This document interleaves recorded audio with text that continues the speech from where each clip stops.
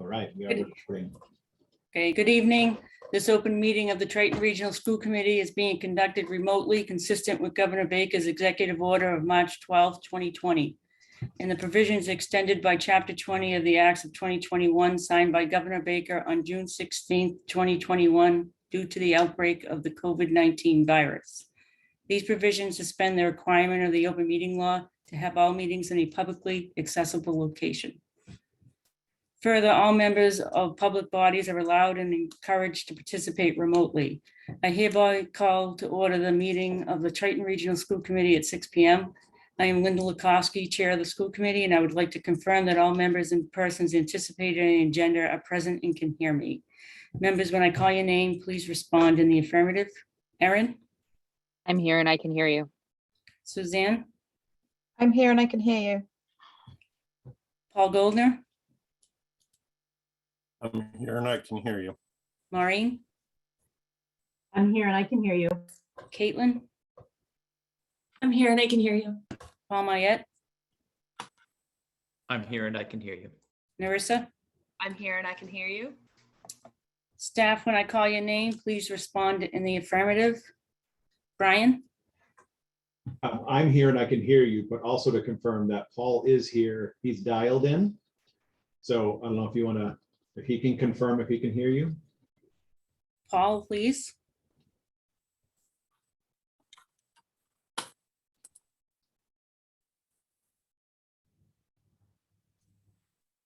right. Okay, Greg?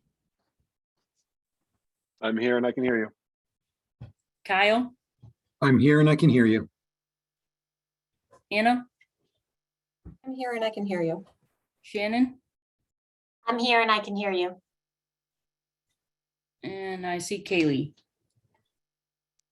I'm here and I can hear you. Just so you know, I am having technical difficulties at the moment, but I'm trying. They'll be resolved soon.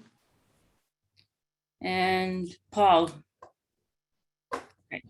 For this meeting, the Triton School Committee is convening remotely via Zoom using the information posted on the district's website identifying how the public may join. If you are personally attending by video conference using your device's camera, please be aware that others may be able to see you. Committee members and administrators, please remember to mute your phone or computer when you are not speaking. All supporting materials that have been provided to members of this body are available on the district's website with the agenda posting unless otherwise noted. The public is encouraged to follow along using the posted agenda. Each vote taken in this meeting will be conducted by a roll call vote. Please note that this meeting is being recorded and that anything that you broadcast may be captured by the recording. The public comment guidelines. The next item on the agenda is the public comment. Members of the public, the meeting host muted you as you entered the meeting. If you would like to address the committee, please indicate now that you would like to do so by raising your hand on the video call using the raise hand option on the participant screen. The meeting host will unmute you so that you can address the committee. Please refer to the public comment policy language on the agenda when making your comments, and remember to speak clearly in a way that helps generate accurate minutes. When you have finished speaking, the meeting host will mute you again. I'm out of breath already. Brian, I'll hand the meeting over to you. Okay, so thank you, everybody. Welcome to night 3, the final night for budget presentations. So just to recap for those listening or watching who may have not been part of the previous 2 nights, we had the 3 elementaries present on Tuesday night, middle school, high school principals, and a district athletics director presented last night. And tonight we'll have all the district-wide programming from various administrators and a discussion. Just as a quick note to follow up, the next step in this process is we take all of this information, the synthesis of all 10 of the proposals, and put them into one summary document, and the committee will take this up in a budget discussion and workshop on Saturday, the 29th. Yes, Saturday, the 29th, which is 1 week from this Saturday. So we drew stones or straws, whatever we draw. We draw straws. And so we'll just go with the order that they are in the book. So most of you have not had the opportunity to meet Greg Kulowick. He joined us in July as our Director of Technology. So he is here to present to you this evening, and I'm going to give him sharing rights because in true Director of Technology form, he has to show everyone else up and do a presentation. So I will hand the baton, the microphone, and the screen over to you, Greg. Thank you, Brian. Good evening, everyone. Before I get started as well, I want to echo the sentiment. I think it was Nicole on the first night, and just thanking Kyle for all his support in getting this pulled together. It's my first time doing this sort of thing before. So I appreciate all the help he's provided. So I wanted to get a little presentation pulled together to try to highlight maybe some of the more pertinent points of the budget, and try to maybe give you a better sense of like what we're trying to accomplish with the budget this year, next year. So with that, I say we get right into it. So a little bit of background, and this is really following the executive summary. I've tried to pull out maybe the most important points from the executive summary and try to highlight them here. So what we're gonna do with the FY23 budget, and this is in working with Kyle and working with Brian, and just kind of recognizing like, you know, halfway into the school year, X number of months into the role, I haven't had enough time to really evaluate all the things that are already in place in the technology department's budget. So needing a full year to really be able to do that. So we're gonna basically maintain the FY22 budget, allow for a full year evaluation of all the software that we use, all the systems tools that are in place, and all the kind of spending that's historically been baked into the budget. But I also want to use this full year to really evaluate certain things and see if those are going to be necessary moving forward. So what I try to do is in the budget is highlight the kinds of things we're going to be paying attention to throughout all of the remaining FY22 and see if they're actually going to be necessary to kind of maintain an FY23. For example, like 3 things highlighted here: the consulting services that we use. We use one service called O'Neill Consulting that's for all of our E-rate funding. We have another consultant that we use. It's more on the technology side, like the actual infrastructure itself, but highlighting later the fact that we've shifted a significant role in our budget to outsourcing our network administration to a third-party vendor. I'm going to kind of use the remainder of the year to see if we actually need to have that network consultant on hand. Another one, there's a lot of different tools that are kind of embedded in the web-based software, and kind of identifying specifically a lot of tools that were in place to set alarms on our network, give us kind of notifications when things were going on across different parts of our network. Do we necessarily need to have those with our kind of third-party vendor that's supporting our network right now and doing an awesome job of that? And then another really big one that the opportunity here is to kind of identify, do we need to have such a heavy investment in Microsoft products? The fact that, I don't know if any members of the school committee are aware of this, but the desktops that were ordered, I think back in June, kind of finally started rolling in really late into the school year. We're getting the high school deployed right now with all their desktops. The reason why I'm pointing that out is teachers have been operating off of Chromebooks for the whole start of the year. I think this has identified the fact that like not so many folks are using Office products is necessarily what we're paying for. So seeing this as an opportunity, not to pull the tool away from people, but just give an honest evaluation of, do we need to invest that heavily in this particular line item? And then can we find better opportunities for those monies moving forward? And that's kind of the theme of maintaining FY22, but really evaluating the kinds of things where we might have better opportunities to shift that money. And that is also kind of aligned with point 2 here that's outlined in the executive summary. It's kind of like the shifting role of the technology department. Like my background is in providing kind of professional development around instructional technology. So I want to kind of bring that lens into the department, whether that means providing learning opportunities for the faculty, providing learning opportunities for my department, and then even when we can identify ways to shift some funds and kind of reallocate funds in the budget, is kind of gearing them towards that professional learning. And even as a whole, I know this isn't budget related, but like working with the central office leadership team and working with Anna in terms of in the second half of the year, finding opportunities to provide professional learning opportunities for the faculty. And it's not something that we're gonna, spend money on doing that, but really like a shifting role of the department overall.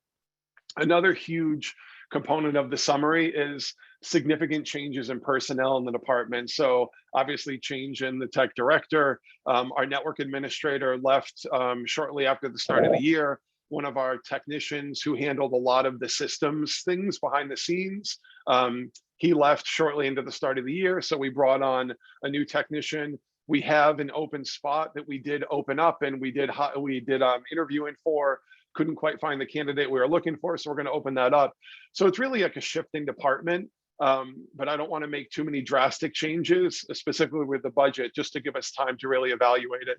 So that's kind of taking the executive summary and pulling it down into 3 key points. In terms of while we want to maintain FY22, there are some changes that are going to be taking place. I would say the most significant change is establishing a really sustainable one-to-one Chromebook model. So obviously during the midst of the pandemic, there was significant grant money used, well over $100,000 in grant money that was used to purchase approximately 1,400 Chromebooks. So that grant money is going to run out at some, basically like that, the use of grant money to make an upfront, almost completely one-to-one purchase of over 1,400 devices for the district isn't sustainable. So starting in FY23, I want to implement a model that can be sustainable and have it kind of roll out over a 4-year period to the point where we won't have to rely on massive upfront kind of all-in purchases, and we won't have the grant money to do that. So we want to start that process in FY23, and that is an increase request that's highlighted in the FY23 budget. So in trying to explain this, I want to make it like really clear and transparent what we're going to kind of attempting to do. So you can see here, like the student Chromebooks of $120,000. That's already in the FY22 budget. That's going to carry over. That's offset by significant grant funding. But that grant funding eventually is going to run out when that lease cycle, that 4-year lease cycle runs out or expires. So what we want to see is this new model kind of implemented, not all at once, but implemented with a quarter of the student population at a time. So you can see here, FY22, we had an increase of a $50,000 request to implement a model that will hit grades 1, 5, and 9 every year. And the model looks like this. So this I've spent plenty of time mulling over and designing, and I know it might be a lot to take in all at once, but basically if we look at it, if you can see here on the top on FY23, you can see here that grades 1, 5, and 9 highlighted in this kind of 4-year green band, they will be part of this new cycle 1 of a Chromebook model that when you're in grade 1, you receive a Chromebook, you keep it for 4 years. When you're in grade 5, you receive your Chromebook, keep it for 4 years. In grade 9, receive your Chromebook, keep it for 4 years. So when the first graders go through that first 4-year window, they will then in FY27, they'll be in 5th grade, they'll get their new device for the next 4 years.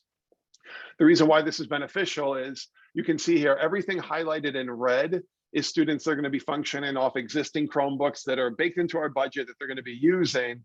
And then by FY26, all students in grades 1 through 12 will be on a cycle of having one Chromebook for 4 years. So our Chromebook leases last for 4 years. The life cycle of a Chromebook where it's going to get its updates is approximately 4 years. So it keeps everyone with a refreshed device. So next year, FY23, you can see grades 1, 5, and 9, they'll be receiving a new Chromebook. They will be on their 4-year cycle. That's going to be cycle 1.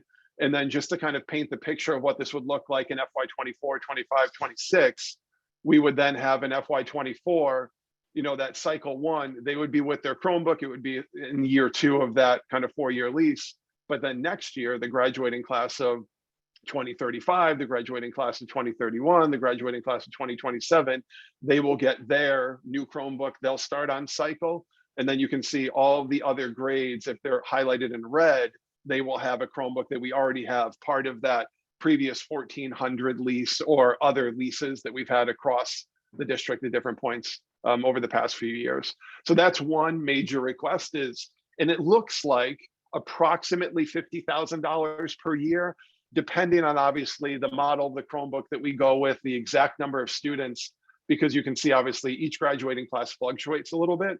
So on average, it looks like about 165 students per class average if we kind of take all the past, from 2034 to the graduating class of 2023, it averages to about 165 per year. So that's one major request. The other shift, which is not necessarily a request, but it's a significant shift, and actually I'll get to that in a minute. And actually, Kyle, I might ask you to step in here momentarily just to clarify exactly what's going on. The major shift to this line is instructional tech and hardware. You can see in FY22, it was approximately 231,000. When we go to FY23, it's a little over 317. That 317 combines two things. It combines the change from 22 to 23 of that $50,000 request. And what we've done is taken every other Chromebook that's under lease in the district across the middle school and high school and reclassified that in the technology budget. So this shift from 231 to 317 is really taking this 36,000 and the 50,000 and kind of embedding it right here. Kyle, did I explain that clearly? Does that make sense? Perfectly said, in my opinion. Yeah. Awesome. And if there's any questions, we can come back to those as well. But so that's the major shift in terms of the request.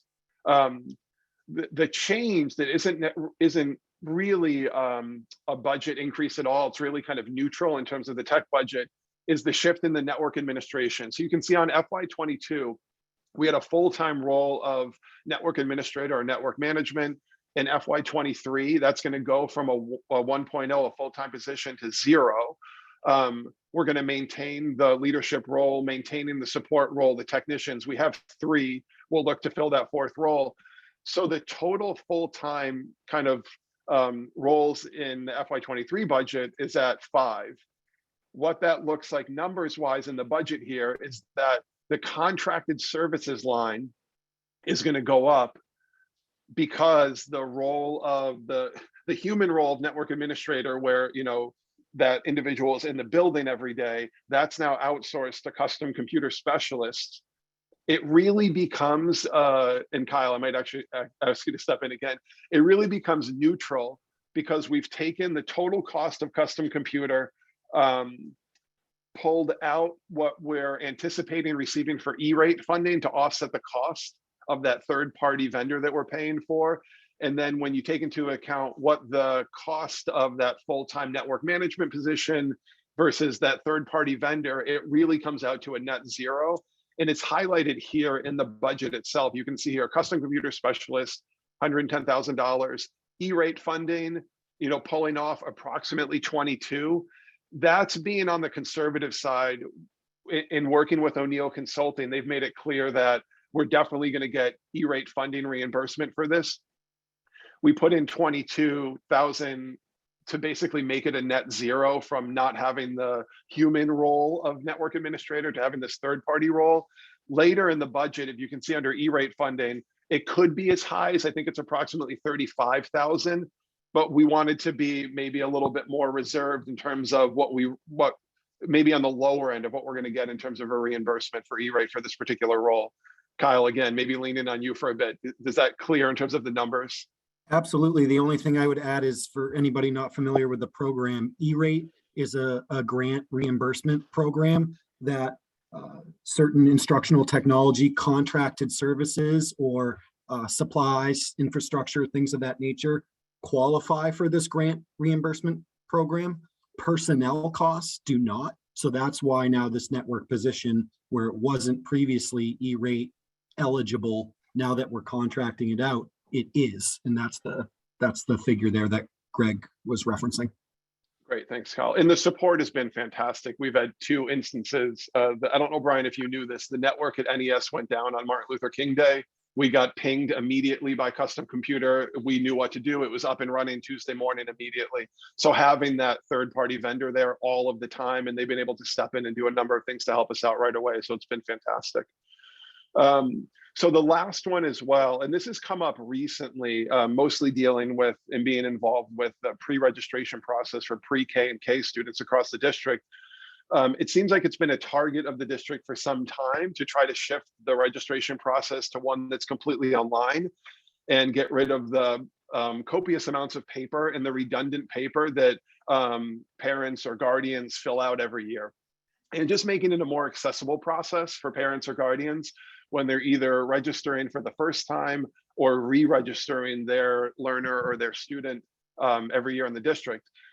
So the online registration process, what it looks like is an onboarding fee, a one-time onboarding fee that, and again, Kyle, maybe just to clarify if I don't explain it clearly, the one-time onboarding fee is approximately $6,000 for Aspen to set up this online portal for us. That we're going to be able to use monies in the FY22 budget to cover that one-time expense. Moving forward, it's basically a yearly licensing fee of approximately $3 per student. It comes out to about $7,000 per year to have this online registration portal where new families in FY24 will be able to register if you're completely new to the district. In FY23, if you're a returning family in grades 1 through 12, you've already been in the pre-K or K system, you're going to be able to just re-register and do all of that paperwork, but have all that done online. And that's going to be a yearly licensing fee, which we put it in the budget as a request of approximately $7,000. But in kind of analyzing the budget and looking at the amount of money that's been earmarked year over year for Aspen, there's capacity within the Aspen line item in our budget to absorb some of that $7,000 cost. And then even across all the lines, even the various lines that I highlighted earlier, like identifying opportunities to kind of shift the spending. So we didn't necessarily ask for an increase of $7,000 because we think there's opportunity within the budget to cover that licensing fee every year. Sound good, Kyle? Perfectly said. Yeah. Awesome. Great. You can tell all the coaching he's done with me for the past couple of days are paying off right now. I'm starting to think you had a finance minor in college or something. No, far from it, far from it. So with that, those are all the key requests and key changes. The other thing that I did add in was, and we went back and forth, I spoke with Brian, I spoke with Kyle about this, is where this should land. And I decided to put it as a capital improvement request of classroom projectors. So you can see this little chart over here. There's approximately, if we do some really quick math, there's approximately 200 projectors across the district, a little more than that. And you can see that 54 of them are categorized as very old. It's a loose categorization of very old. What it basically means is those projectors are ready to go at any moment. And I would say in any given week, we do get help desk tickets or emails from teachers that are like, hey, my projector now has like double vision, or my projector isn't working anymore. So it's definitely a concern, especially at the high school, that the number of projectors at the high school that are categorized as very old. And then you can see, a little more than that are categorized as old. Those are holding up, but I think we basically have to have a plan. And what it seems like at this point, there hasn't really been the same way that we're going to try to implement a really structured kind of every year, have one new lease starting for the Chromebooks, hitting approximately 25% of the students in the district. We have to have the same model moving forward to support projection in a classroom. So what I've done is put this as a capital improvement request to get approximately 60 projectors to cover all of the old ones and have a few extras on hand. And then we won't need an FY24 request, but maybe FY25 or 26 to have another request to phase out the old projectors. And I have a model that I've mapped out. And it doesn't really take Pine Grove into account because of the new building project and all their projectors are very new. But we'll also have to anticipate down the road a pretty significant line item in the budget to refresh those. They're higher end projectors. The bulbs are more expensive. It's all one encased unit. And we can't exactly get kind of a $300 to $400 model to replace those units. So that's going to be something we'll have to pay attention to down the road. But I want to make sure we don't get caught in a position where suddenly we don't have anything to account for failing projectors across the district and we haven't established a plan to kind of cover those. So that was the capital improvement request lower in the budget. So that is everything. I think at this point, I'll stop the screen sharing. We can shift over to questions. If that's right, Brian? Absolutely. And thank you, Greg. Incredibly comprehensive, very helpful. The one thing I don't want to undersell your cool phased chart for the Chromebook roll-in. So just to make sure people are clear. I can go back to that too if we want. I don't think it's necessary, but I think to make sure people understand, we have how many current active leases, Kyle? 20 something a lot, right? Too many, yeah. Way too many. So that has just kind of piecemealed over the course of the year. With that large influx of federal dollars, it actually means that we'll be kind of adding some students in that first phase and have too many machines the first year. But it's the only way to get into this cycle that we've been trying to do for a decade. So the federal dollars let us do this, and Greg's brilliance is going to make it happen. So this, just to make sure people are clear that we're kind of, I don't want to say overspending, that's not the right word, but they also break left and right. So it's not a bad thing having some extras on the shelf, but we'll have more than we technically need one-to-one. And then that will phase in as the rest of those 20 some odd leases dissipate.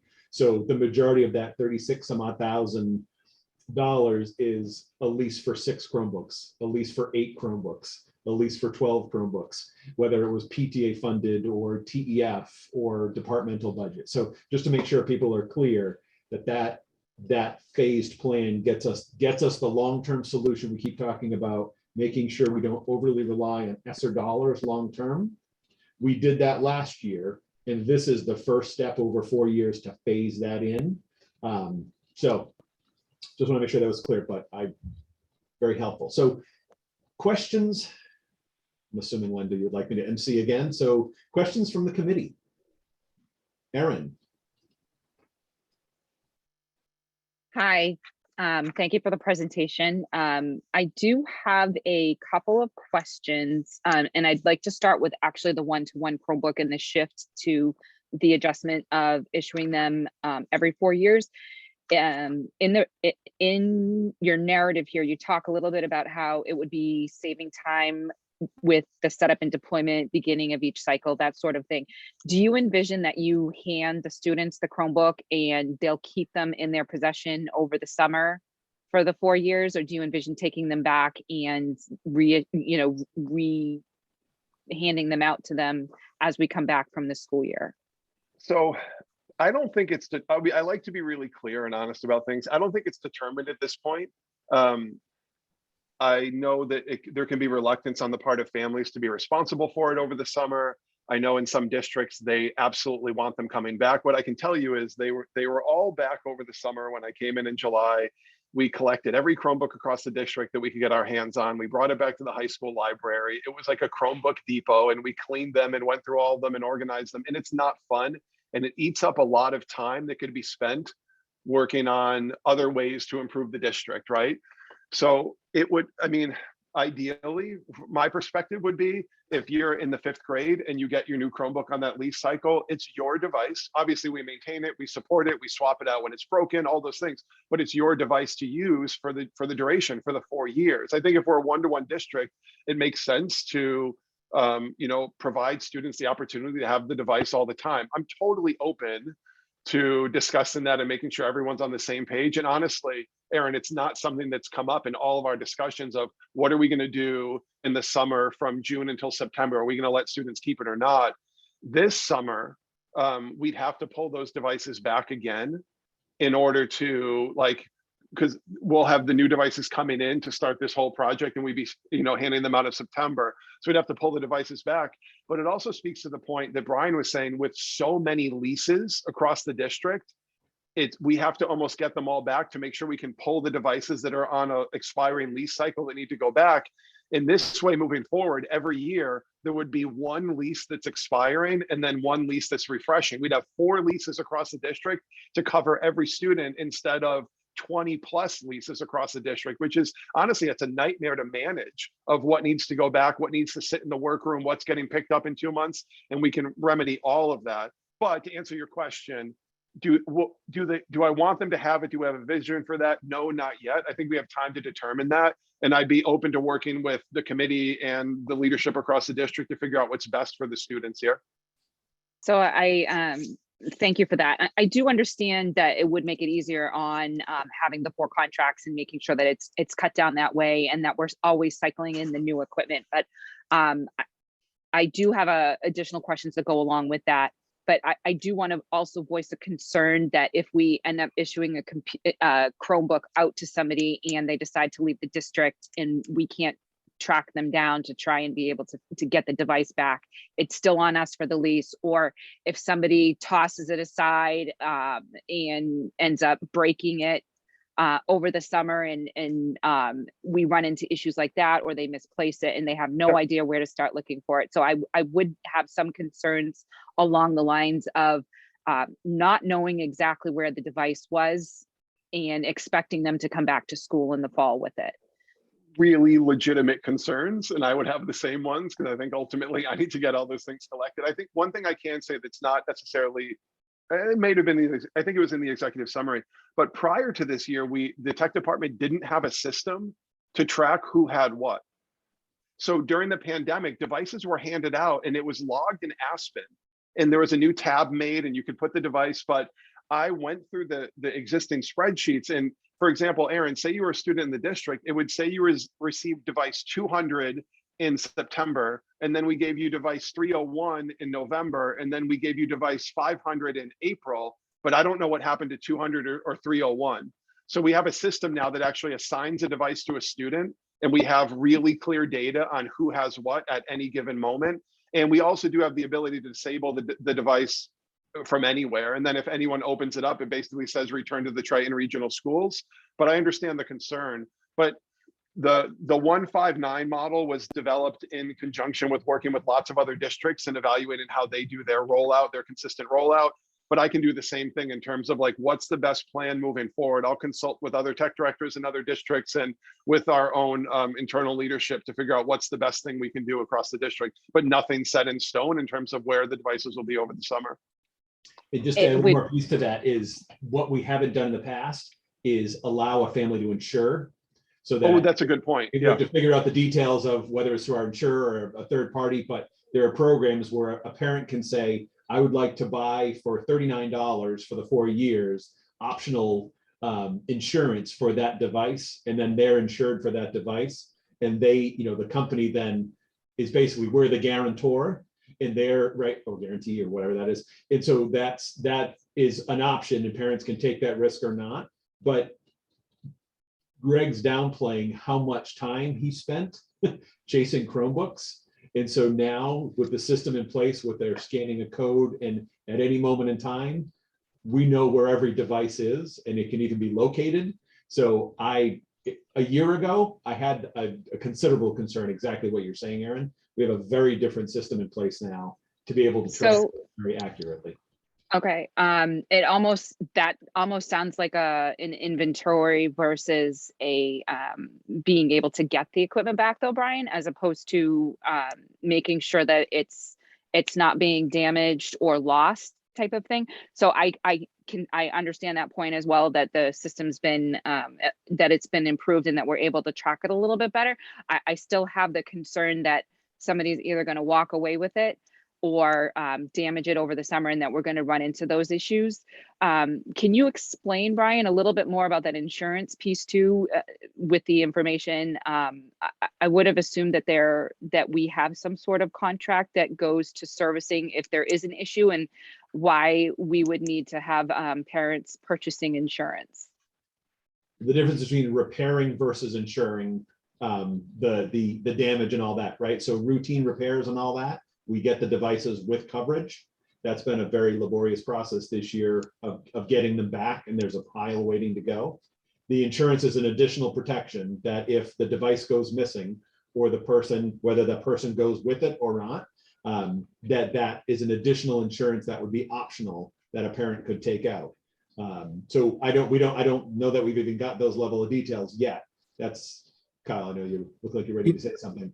All I was going to add is that that insurance is on individual devices. As a district, we have a property and liability insurance policy that covers the district's property as a whole, right? So that has a policy has a $5,000 deductible on it. So if we had some sort of large loss, it would be covered under that insurance policy. But the one that we're describing, which a number of districts who have these one-to-one programs roll out, is just as Brian described, of individual devices for repairs and things of that nature, if that makes sense. Another point too, Aaron, is that I think, and I've talked with Kyle about this, is shifting over to have all of our leases where they end with a $1 buyout per device, as opposed to a lot of leases that end with like a $50 buyout per device. So the burden on the district, if, you know, at the end of the lease, it's realistic to say that there's a percentage of devices that are going to get lost, stolen, or walk away, and they're just never going to come back. Like, it happens. It's the nature of being one-to-one with thousands of kids in a district. But having a $1 buyout, it's an easier pill to swallow on the back end when it's like, oh, we have 20 devices that disappeared from cycle one. That's okay. We're out $20 right now. We've been paying for it, but it's a little bit of a different burden on the back end. Okay. Greg, my next question to you would be, when you're preparing the materials for us to consider as we're going down the road, it would be great to know the timeframes and the savings that you would have on the amount of time that goes into it as you're looking at each one of these plans for the different rollouts, whether you collect it, you don't collect it, or having to do any of the maintenance on them. It would be good for the committee to know what kind of commitment that is and what it pulls you from and doesn't allow you to do for planning purposes or work purposes for other projects that you have going on, including in that not knowing how it works. Do you have to do software updates to these machines, pull them in yourself to be able to do it? Or are you I don't know how the Chromebook works. I don't have a lot of experience with using the Chromebook myself. I use a PC. So how often do we need to update them? No, everything can be done remotely on those devices. We can even set it in the admin panel to push auto updates to every device. So no, I mean, the only time we have to physically touch them is when a student comes down in the morning and says like, this one's not working, or it won't take a charge, or I dropped it. Can I get a loaner? And then we do our work on the back end to get it sent out and repaired and come back. I think administratively, this model is going to be less of a burden on me to have to like get all of these moving parts. Then there's lots of different moving parts with leases. And then, you know, transitioning every year on the technicians to not have to do, you know, ultimately what this could look like every year is we're deploying new Chromebooks to 25% of the district, not 100% of the district, which the whole process can be faster. Okay. And then my last question is for Kyle. I think it's for Kyle, and it might involve a little bit about what Greg was talking about with the capital improvement plan. Salisbury Elementary mentioned that rear projector, I forget the exact name of it. Would that fall under a technology budget as opposed to the budget that Salisbury has? And would it be included in this capital improvement plan as well? I think there's some flexibility there in where it could be budgeted. Ultimately, where that's being used just for Salisbury Elementary School, I think my initial reaction is that it's an appropriate spot to be in the Salisbury budget versus if we rolled out the purchasing of one of those projectors for every school in the district. And then we could roll up the costs all into one line item into the district IT budget. Does that make sense? It does. Thank you. Narissa was looking like she had a follow-up in between, you know. Well, my request was, can we, so these devices are already in district, right? And there's a system right now, and Greg's working on a new system, and what's in the budget is just the rollover process. Like, how do we get into incorporating that in the budget? Can we set up a separate, once Greg's got a proposal, can we set up a separate time where the questions like Erin's, when he has specifics on how that's going to work, can be put in there? Because I think it's a little unfair to Greg right now, where he's proposing the budget but doesn't necessarily have the plan ready to go, to put him on the spot and try to, I don't want to make it seem like his budget request is contingent on getting adequate answers to those questions now. And B, I think it makes more sense to have a time where we can drill down into that. Absolutely. I think that makes sense to put it on a future regular budget meeting, or I'm sorry, regular business meeting later this spring when we have it all teased out and we can talk through exactly how we roll it out. We can get answers about insurance and all those things and have a formal plan to propose. Yeah. Because it is big, right? It's a big spend, and it touches every student in the district. So I think that makes a lot of sense for us. Yeah. And I'd love to have it on paper too, because Yeah. it's all well and good, but it's hard to track when it's kind of piecemeal like that. Absolutely. Do you have other questions while you're? I did, but Caitlin can go first if she wants, because I can hold mine till the end. I lost my raised hand. Sorry. I think when you hosted me, it goes away. So. Oh, I'm gonna Yeah. unhost you. All right. We'll go to Caitlin. Mine's really quick because it might fall into that later meeting. When I see a huge plan going forward for 4 years and just one device, which is like Chromebooks, if technology changes, we have this big rollout, a quarter of the population every year. Is there flexibility for if the technology changes to then, like, would it mess up this amazing rollout that you've planned out and put time in and we've put money into? That's just would be my question. That's a great question. It's a great question. I would say that, like, seeing like the landscape of where educational technology is, I don't see anything on the horizon that would be a shift, like when schools went from iPads to Chromebooks and all of a sudden everyone abandoned ship on iPads and went Chromebooks. Nothing's going to come in at a lower price point. The devices are getting better. The price points are kind of maintaining where they are. And like, I know the kind of things that are coming in that Chromebook world. I would feel pretty confident that like that will be the device moving forward for some time.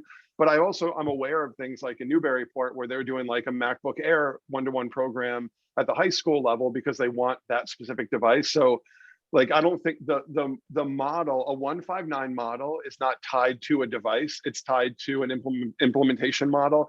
The device, it's kind of device agnostic, like throw whatever in there that we think is the best thing for the students. I see it being Chromebooks for at least the next 4 to 5 years easily. Awesome, thank you. Sure. Narissa.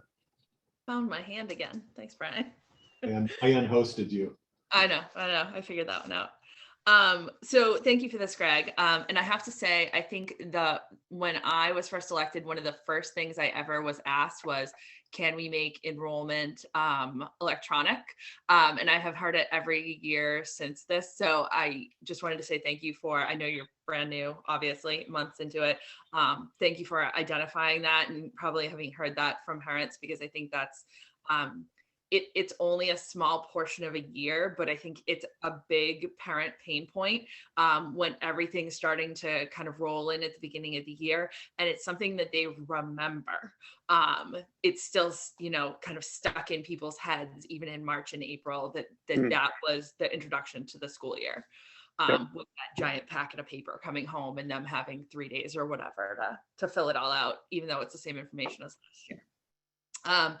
So I think my question kind of goes along with Caitlin's, which was, you talked about, kind of this can be device agnostic.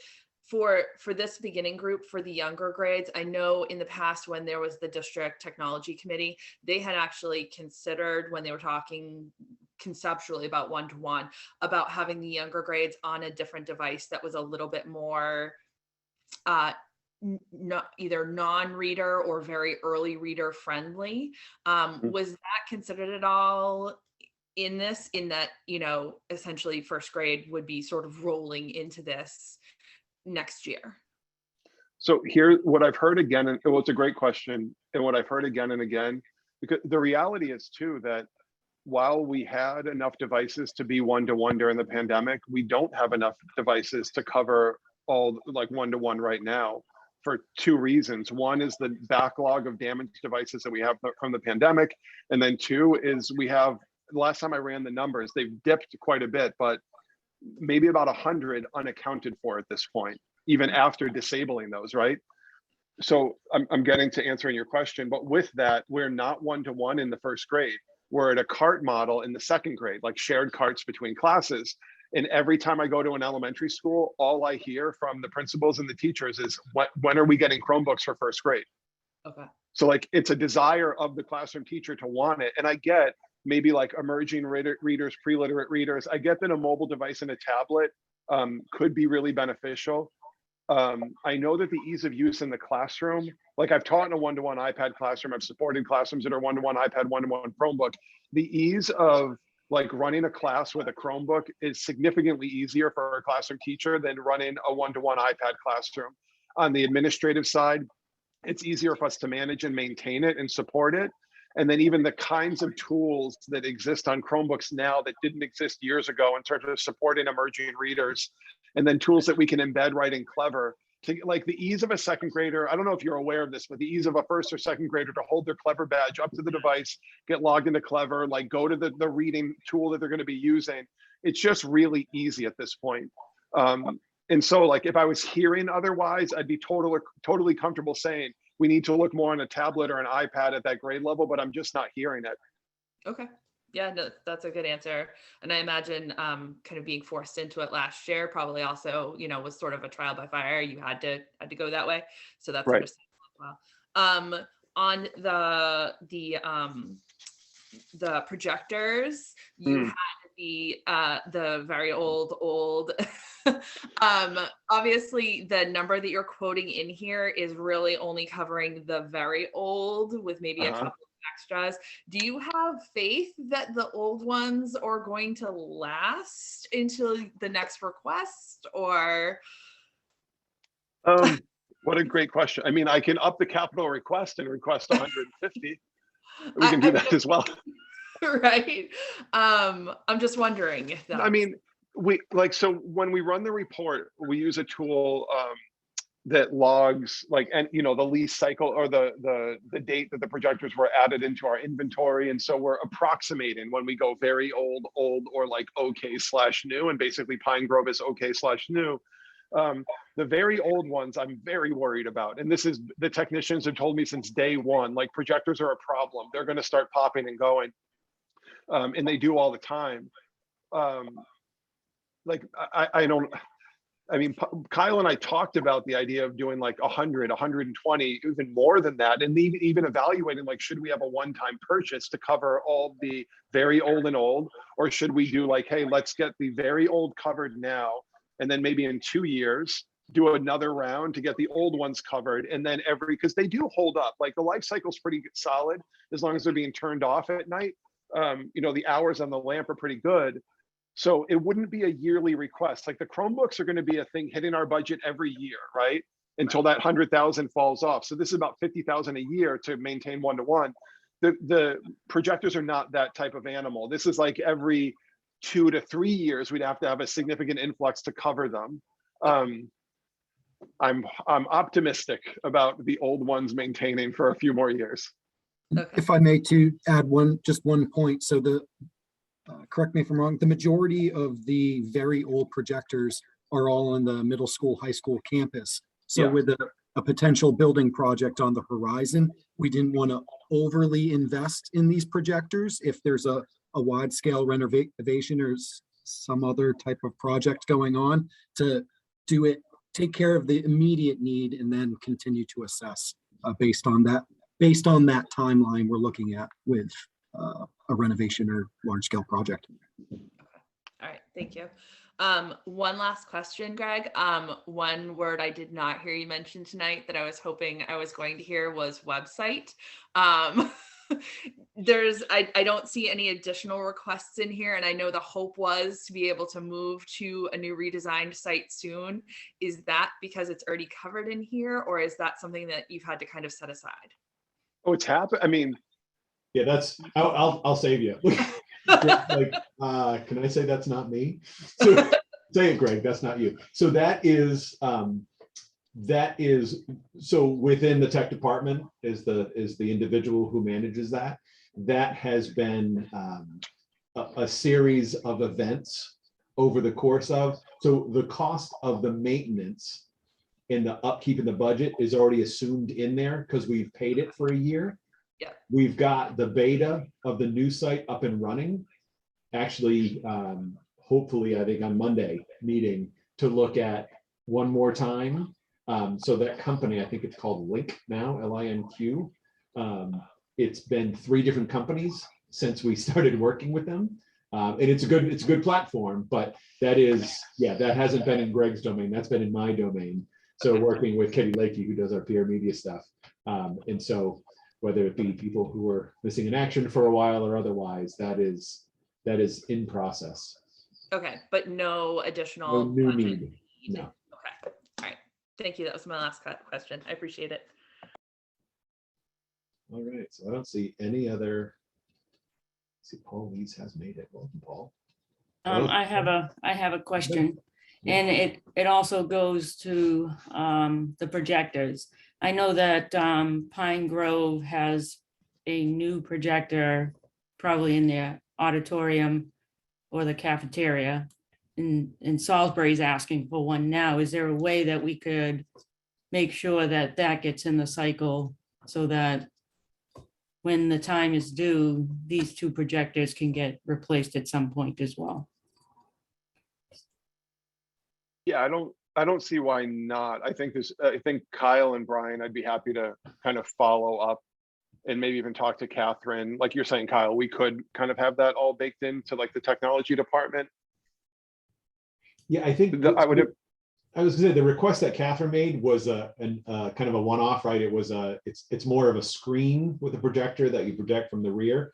So I think for her, that was in her budget because she, the week before, right, had seen the presentation, saw it and requested it. But that's absolutely something that we can make sure that, you know, like you said, absolutely, the Pine Grove has brand new everything. And it's also important to note that the technology in use at Pine Grove is a more advanced technology. So that's actually an interactive projector. So it projects onto a regular whiteboard that you would use a dry erase marker on, and the image it projects is actually interactive. So what we're talking about here is just to Kyle's point of, this is stopgap. This is invest in the technology that exists now to make sure we have projectors and screens in place until the project here. But we can absolutely take a look at Newbury and Pine Grove, or Newbury and Salisbury, to make sure that they're set up. Yep. Well, the reason why I say that is because if, you know, Salisbury gets this, whichever projector they want, if it doesn't work, I'm sure they're going to be calling Greg's group. So I think a lot of the projectors and anything that's technology that Greg is going to be responsible for, I think we should have some type of way to replace them so that, I don't know how long these last, 5-10 years, that request isn't coming back again, that we're being proactive to make sure the schools don't go without a projector or something that they need. So that was just my question. And Greg, I want to thank you for this in-depth presentation. It was very great. I don't have any other questions. What was that? I don't see any other hands. It must have been engaging, Greg. You got the 55-minute hot seat. You win it so far over the 3 nights for the longest one. So Greg, thank you very much. I appreciate it.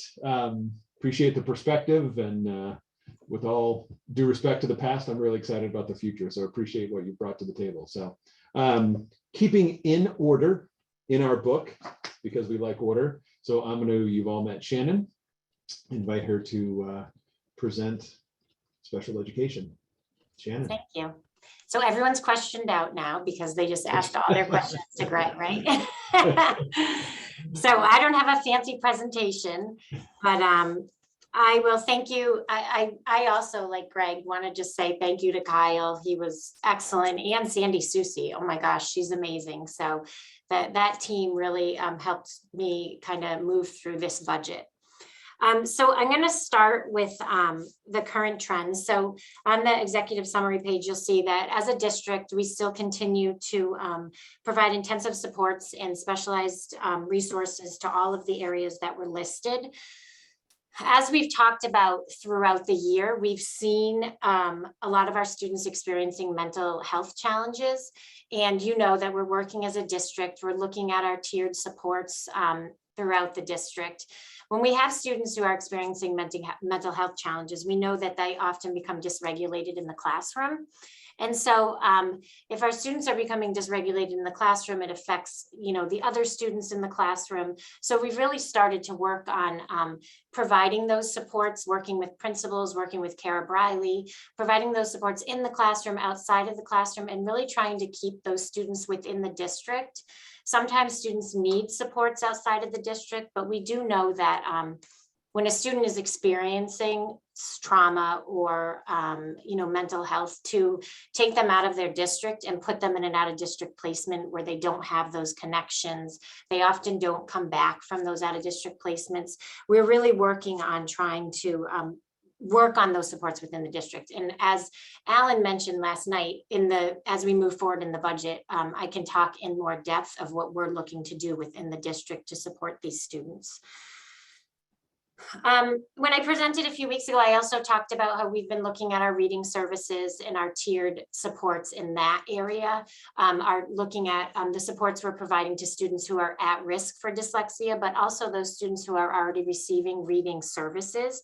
We've been working with a consultant from Landmark, and we will continue to work with that consultant moving forward. We actually met with her today, just working on each individual school and to really look at the tier 3 services that we're providing while we move forward to determine what's needed at a district level. The next page talks about, we have 436 students with disabilities in the districts and outside of the district. That represents about 17% of the Triton students. And underneath that, on that chart on page 2, it just shows you how the different disability areas that are within the district. And these are also included students who are placed outside of the district.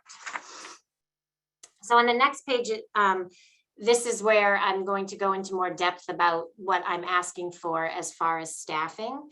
So I'm asking for support in starting a therapeutic program for students experiencing emotional dysregulation in the classroom at the middle school and the elementary level.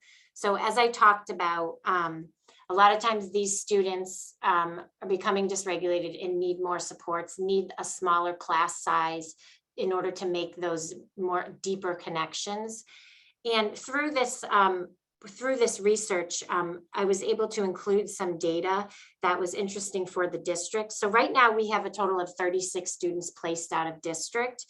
And of those 36 students, 44% of those students were placed out because of emotional or behavioral challenges.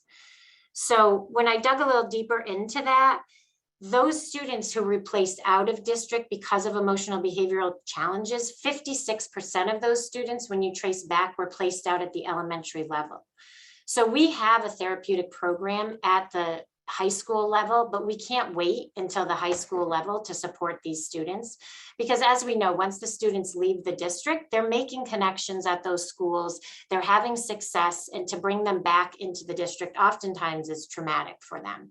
So we need to start at the lower levels to support these students and provide them services to be able to stay within the district.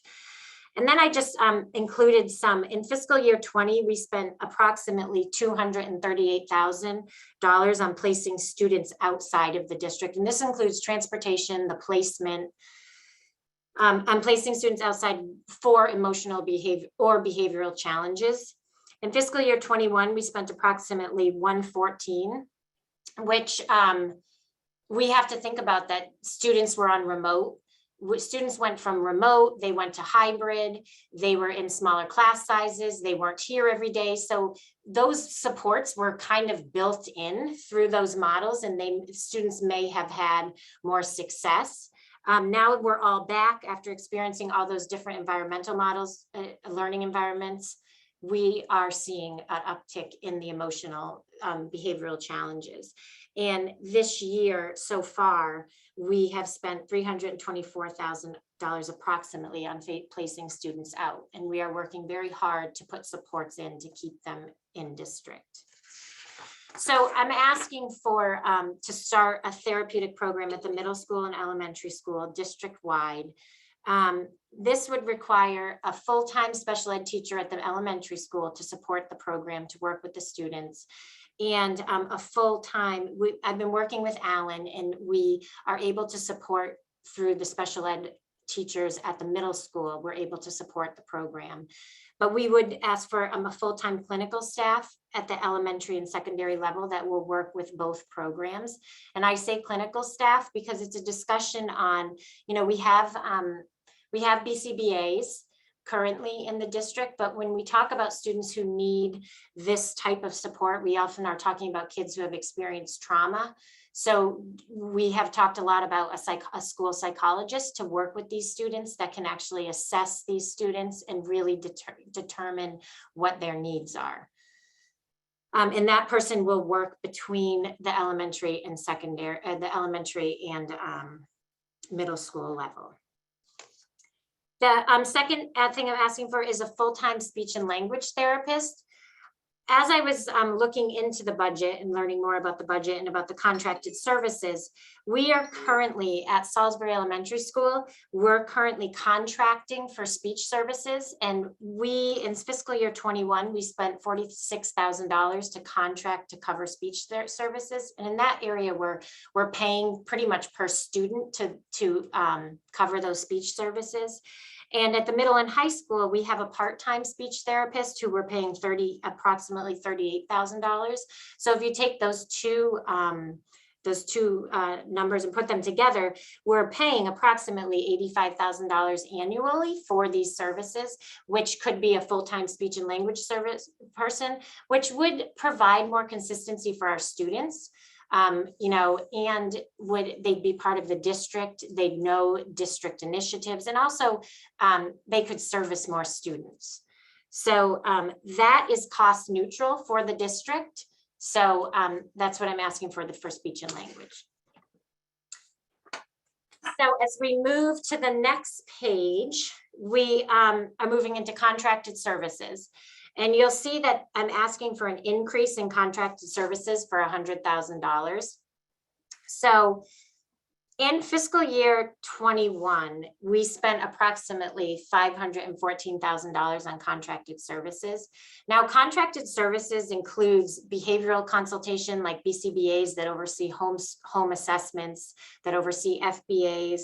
It includes staff training for those home services, vision therapy, teacher of the desk consultation services. So things that come up in an IEP that we may not have the staffing or the services within the district. As you know, throughout, it also covers staffing shortages. We've contracted out because we can't find, we can't hire possibly like a speech and language therapist, or we can't hire someone that will cover those staffing shortages. So as you know, we have experienced staffing shortages. We've experienced a need for more home supports. We can't cover all our home supports. So we are contracting out for a lot of those home assessments that we are doing. We're doing a lot more home assessments. And that is outcome of the pandemic and the situation that students have gone through. So with that still going on, I'm asking for an increase on that line. But with that said, I'm also looking into the contracted services a lot. As you can see, I looked into the speech and language. We have Wilson tutors. We're looking at, is there somehow we can decrease those Wilson tutors by utilizing our staff better, by providing trainings. We're also looking at our home services, looking at doing annual assessments of like, what is the need and where is the data that we're using to determine, are these services working and what students need. So I'm definitely asking for an increase, but we're also looking into, how can we cut back on our contracted services? And you will see a red line in there, which I apologize, I left that in there. I was working with, as I'm getting to know the budget, I was working with Kyle, looking at speech services and didn't see the speech services line. So it just was a reminder for me to talk to Kyle about where that funding came from. And it came from different areas of the budget that were pulled for that line this year. But I just wanted to point that out. So the next, I'll just talk about home tutoring. Home tutoring is level funded. It's for students who, have medical reasons that need to stay home. Maybe they're hospitalized. So we continue to provide home tutoring to students who, and it's for students who are not only on IEPs. It covers any student who needs home tutoring. The supplies and materials will be level funded. That's just to cover, if educators need supports or resources to implement IEP goals, then we will provide that for our special educators. Special education transportation, we're asking for an increase of approximately $14,000. We are responsible for transporting students within the district.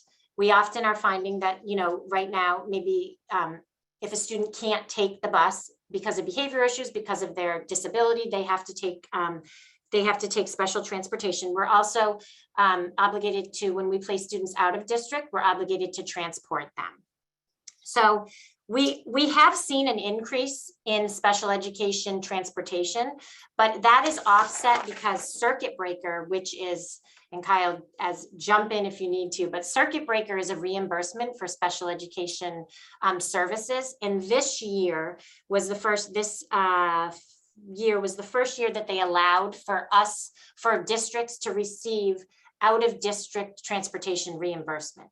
So we received 25% of eligible costs this year, and moving into fiscal year 23, we'll receive 50%.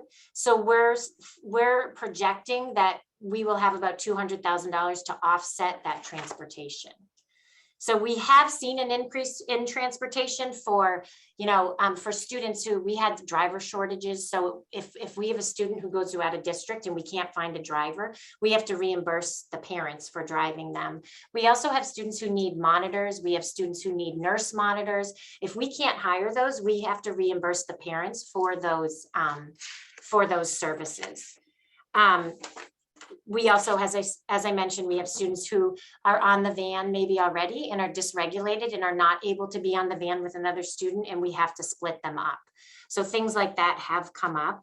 With out of districts too, there's a lot of waiting lists for out of districts right now, for out of district programs. So prior to this, you were able to kind of place students in out of district programs that could kind of work with your transportation and strategically plan. Now you really can't make those strategic plans. You have to place students where there's openings and where it's a good placement for them. So that was transportation. For summer programming, we're asking for an increase of approximately $6,700. Summer programming is determined through the child's disability. It's determined through whether a child regresses over the summer, and you collect data throughout the IEP teams, look at data. Last year, we started a program for students with intensive medical services. And this year for the summer, we want to add a staff for that program throughout the summer. So that increase will cover staffing for that program. And again, it's important to talk about right now, the increase in summer programming is a result of, and I know Narissa, you've asked questions about this too. It's a result of students who have maybe needed compensatory services, or when we have their annual IEPs, we find that they need more services over the summer. Such, for example, instead of summer programming, they may move to a more intensive tutoring model. We moved from 63 students in summer of 2021 to 92 students receiving tutoring. And that's a huge increase in the budget. So it's important for us to note that, to be aware of that, and to watch that. Right now, that's being covered by the COVID Relief Fund. But moving forward, we'll watch IEPs and make sure that we work as a team to make sure this is covered and we're monitoring the services. So the next page talks about out of district tuitions. And we see a decrease of approximately $106,000 for out of district tuitions. And that is coming from, we have students who graduate every year. We have students who move out of district. We have students who move in district. So a lot of times when it comes to out of district, if a student moves out of district, the funding will follow them. So you lose that, you don't have to fund that anymore. So a lot of times that's, out of our control. And so, all those different pieces kind of play into the out of district funding. Can I add one thing to that, Shannon, Yep. if you don't mind? Sorry to interrupt. So another element playing into that too is where we're at with the circuit breaker fund. At some of the previous school committee meetings, we mentioned how we've always dreamed about having in reserves a full year's worth of allotment of circuit breaker. Finally got to that point. So Now, instead of it being a guessing game of what we're going to receive for a circuit breaker reimbursement, we have a known number, so we don't have to be conservative like we've been in the past, so we can assume more revenue coming in, and that plays into that net number being more favorable as well. Thank you, Kyle. And the next couple of tables are just information about our out-of-district placements. And then on page 11, this is exactly what Kyle's kind of talking about. It breaks down. The first line is the out-of-district costs that we as a district have to fund. And then the second line is projected circuit breaker for school choice or sped increment. That's money that we get back for $95,000. And then the circuit breaker carryover, I believe, is exactly what Kyle was just discussing. And then our IDEA grant, we projected to be around 700,000. And then the bottom number is our operating budget. And that is it for me. And I would be happy to answer any questions you have. All right. So who's going to raise their hand first? Paul Goldner. So you talked a little bit about this, but that therapeutic program that you're talking about, the middle school and elementary school, it looks like you're asking one person to kind of carry a lot of different roles in there. That clinical staff looks like they're going to have to, you talked about a school psychologist, but that's going to have to be someone with background with trauma and behavior, it looks like, or some other clinical expert with, because it seems like you've got three different roles in there that you're kind of looking at: trauma, which is typically like an adjustment counselor, and the testing, which is obviously that clinical psychologist, but also a lot of behavior in there, which is maybe an LABA or a BCBA. So Narissa asked this about the social workers the other night, like those are kind of unicorns right now. And it looks like you're asking a lot out of that. Are you confident you're going to be able to have, if you have three people trying to do the job, it creates more conflict. Whereas if you have one person who's kind of able to handle all of those roles, I guess. So So we have our BCBAs still at the schools, and they deal with more ABA therapy. And so for our students in this program, it is exactly what you're saying. It's more students that have experienced trauma and don't really, they don't really, the ABA therapy isn't something that they need. So that's why we kind of looked more to a clinical staff, such as a school psychologist or school adjustment counselor. And I have met with our BCBAs, and I've met with our school psychologists to kind of talk about what we're looking for, what would be the best fit. And Paul, absolutely, I think it will take looking at the students who we identify for the program, and then what exactly do we need. And the biggest thing with the school psychologists is the assessments that we do for these students and to identify the services that they need, but they absolutely will work with the BCBAs in the district also to support those students. I might have more later, but that's it for now. Okay. Right, other questions for Shannon? Paul Lease.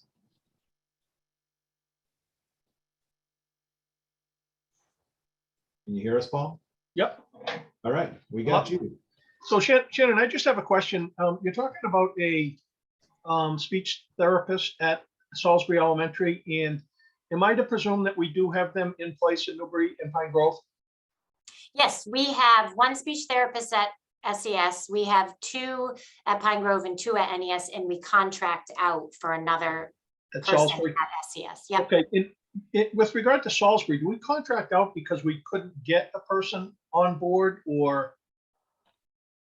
I honestly, it was know you're there new to when I the came position. in. So I'm not sure if they weren't able to find someone or what happened, but it definitely added up to one position having a part-time but I'm not sure why the decision was made to contract out. Thank you. Yep. and I wouldn't want to answer with complete authority and accuracy, but I do believe that was the issue, that it was when someone retired and we weren't able to fulfill the position. So that on top of just a growing need. So, and when you have small potatoes needs, we don't yet have a full-time position, so it kind of grows over time. And now we're at that point. So Paul's all set. So Narissa. So thank you, Shannon, for this, because I think it was it's very in depth. I want to go back to the therapeutic program as well, and I think is this a centralized? Is it? I guess I'm trying to picture what this looks like. Is it individual schools where you have special education staffing already that's able to sort of take this on, and then you're providing an extra overlay on top of that? Or, and I'm talking, I guess, really elementary and middle school, or is it a centralized program somewhere where this staff is working? So I guess I'm trying to picture is it like the autism programs at Newbury Elementary, or is it like some of the I'd say less self-contained classrooms that are getting services at the elementary right now? It would be a centralized program that has the staff that's trained to handle and to support these students. Of course, at the middle school, that's easy because it's one school, but the elementary level would be centralized. Each school has their supports that they have in place for students that are dysregulated, but when they come to the point of needing more, then we want to have that trained staff. Okay, so this would be totally self-contained then and not integrated in a general classroom as well? Is that accurate?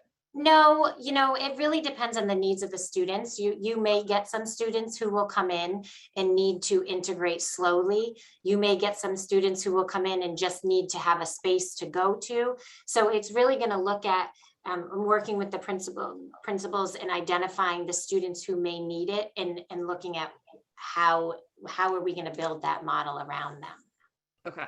And it will change as it evolves, as the cohorts change and things like that. Yeah. Okay, that makes sense. And do you have students that are out now that want to come back into a program like this, or is this really about building it for students moving forward that have this sort of need? So I'm going to tell you the truth. I'm thinking building it for students moving forward that have that sort of need, because, being the out of district coordinator right now, or the out of district person, I sit on those meetings, and there's many that are so successful and have made, connections and but of course, if a student wants to come back and be part of their community, then that would be something that we would absolutely do. But looking forward, as I'm building it, I'm thinking keep those students here that we have, and great if any student wants to come back. Okay.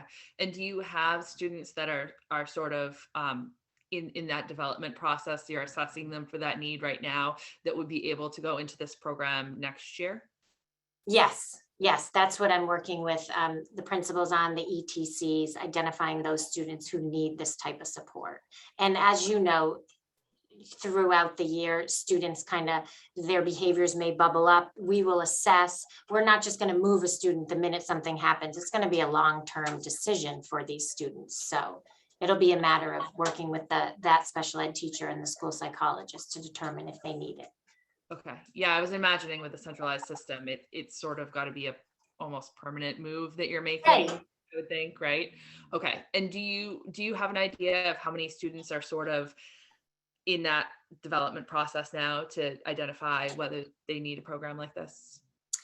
So at the elementary level, I would say I don't have exact numbers, I'm going to tell you, but they're talking to principals, 3 or 4 right now. And then at the middle school level, I've talked to Al. He has a better idea of how many kids need those services. He kind of has a group right now that he's trying to piecemeal and pull together and support. So this will make it more consistent for those students. Okay. All right. So I would say around, for Al, I'm going to make it like probably 5 or 6. Okay. All right. If that.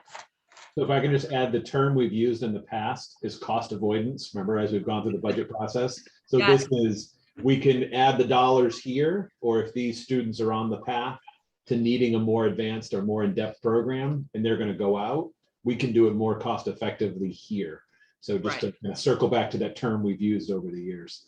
Yeah, and I was just considering, you know, what kind of we've looked at for average tuitions in the past compared to the cost of this, and it looks like you need at least 3 or 4 probably to be coming in here to be certain that you're offsetting that. So that was part of my question is, are we sure we have those? Which it sounds like we do. Well, I would say Shannon and Kyle, right? I mean, the cost of an individual tuition plus transportation is it's probably more like 1.5 to 2 potentially, depending on the placement. A $75,000 placement and $25,000 worth of transportation is not uncommon at all. So 2 students in that bracket and we're at $200,000. So. Okay. And my last question, Shannon, which I don't think you mentioned, although I may have just missed it, is in your, when you go into your detail, you have a line item in the contract, special ed contracted services for reading services, which was at $0 this year and at $48,000 next year. And it's for Wilson reading intervention.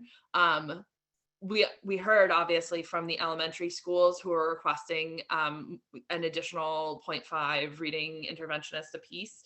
Can you kind of talk about what this is and if that fits together? Because I know those were, you know, we heard a lot about identifying and doing dyslexia screening as part of those elementary conversations. And I'm wondering if this all fits together.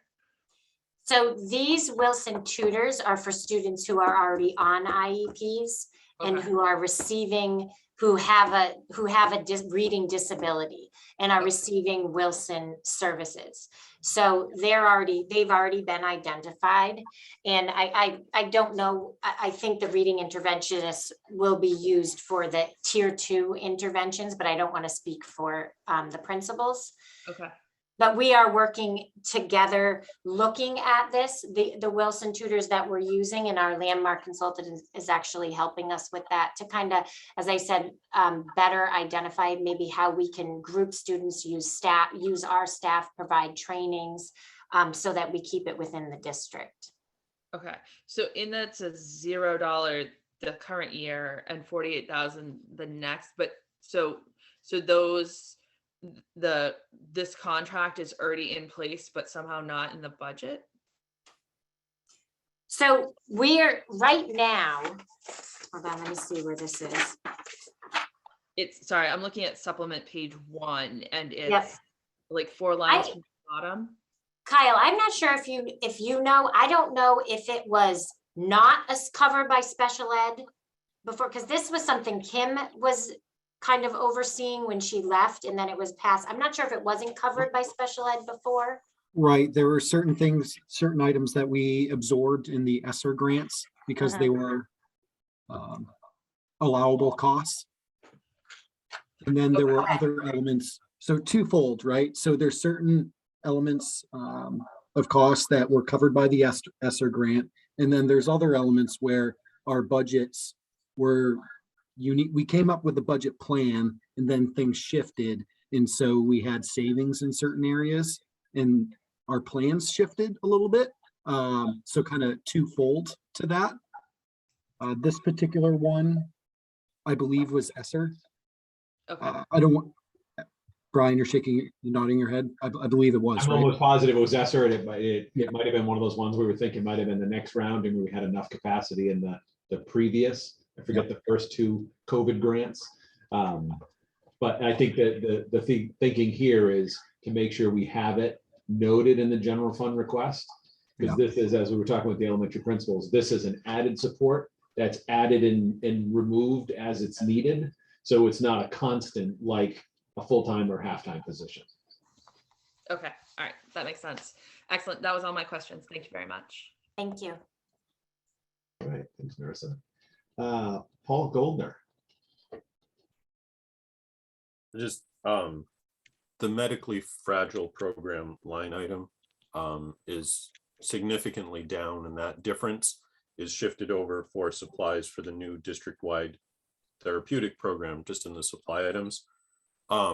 The medically fragile is new, right? So is that going down because we started it up and now the 5,000 is more like what we're going to need every year? Yes, absolutely. They had to buy a lot of equipment to start the program up. That was it? Yes? We're good, Paul? All right. Linda, back to you. I don't see any Yes. other questions. Okay, I have a question about the new program, the therapeutic program. This is a program that you're starting where kids will go into this program and hopefully you'll be able to transition them back into the classroom, correct? Oh, yes, Um, Yeah, so let me get my thought here. With the Wilson, I mean, I said this to the Salisbury Elementary because I know that Wilson had come in and did a lot of training with the Salisbury Elementary teachers. Will those teachers be part of what you're looking for when you talk about this Wilson tutoring and things like that? So the Wilson tutoring is their tutors outside of the school system that we bring in to service kids who are on IEPs that we can't fit. So we have this staff, we have our staff who delivers Wilson, but say a new student is identified on an IEP and needs Wilson and we can't fit them into the schedule, then we'll use a Wilson tutor to come in and just deliver Wilson services to that student. Okay. Does that answer your question? Yeah, it does. It's Okay. just over the years. I know he's not here to speak on that, but the big thing at Salisbury was how a lot of the teachers have this Wilson training. So that's why I'm a little confused as to why we continue to need to get more Wilson training into Salisbury Elementary when, as far as I saw through all the budgets and all that, a lot of the teachers were trained by each other and by Wilson coming in. So I just want to. You're right about that. They don't actually have any Wilson tutors over at Salisbury. You're absolutely right. We don't have any Wilson tutors going over to Salisbury. They're utilized at PGS and NES right now. If Catherine needed that, we would talk about like helping, supporting them, but they do have more staff that are, and they've been able to fit that in their schedule. Okay, a question that I have, I mean, it's not to put you on the spot or anything, but is there any way of Salisbury teachers possibly doing professional develop to help Pine Grove and Newberry to become more Wilson trained?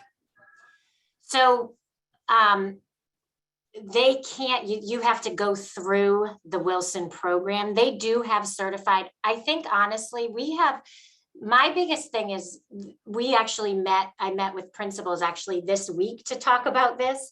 And principals are, working very hard for next year to we're starting already to look at reading services, look at what we need and how can we group kids and how can we better utilize our staff.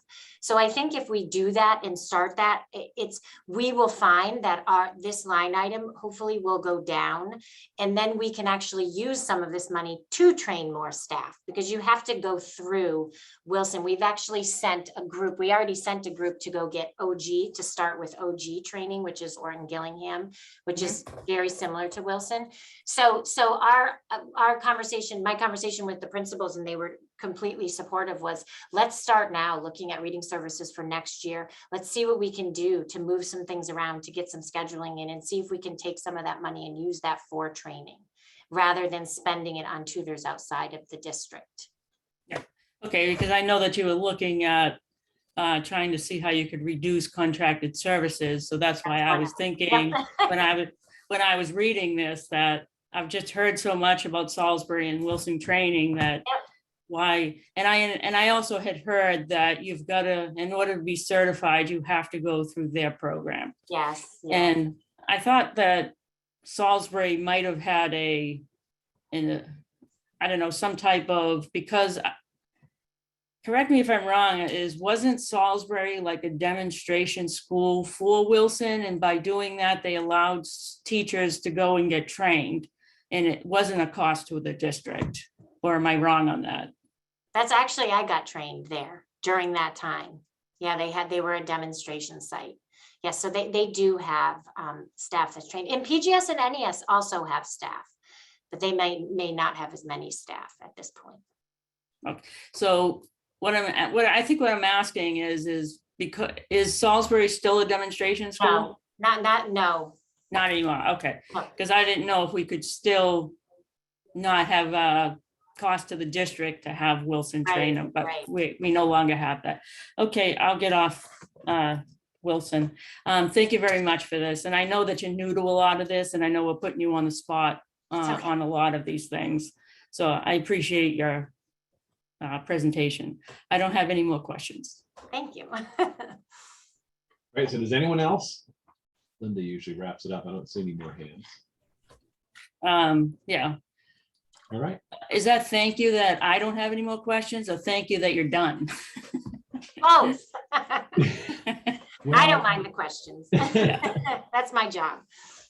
Okay, it's back to you, Brian. All right, thanks, Linda. So thank you, Shannon. Again, so also to note, like Greg, Shannon was returning, so she's not an entirely brand new face, but Shannon slipped into this role on July 1st, returning to the district. So has learned a lot in a short period of time and has had a huge impact. So thank you for everything, Shannon. Greatly appreciated.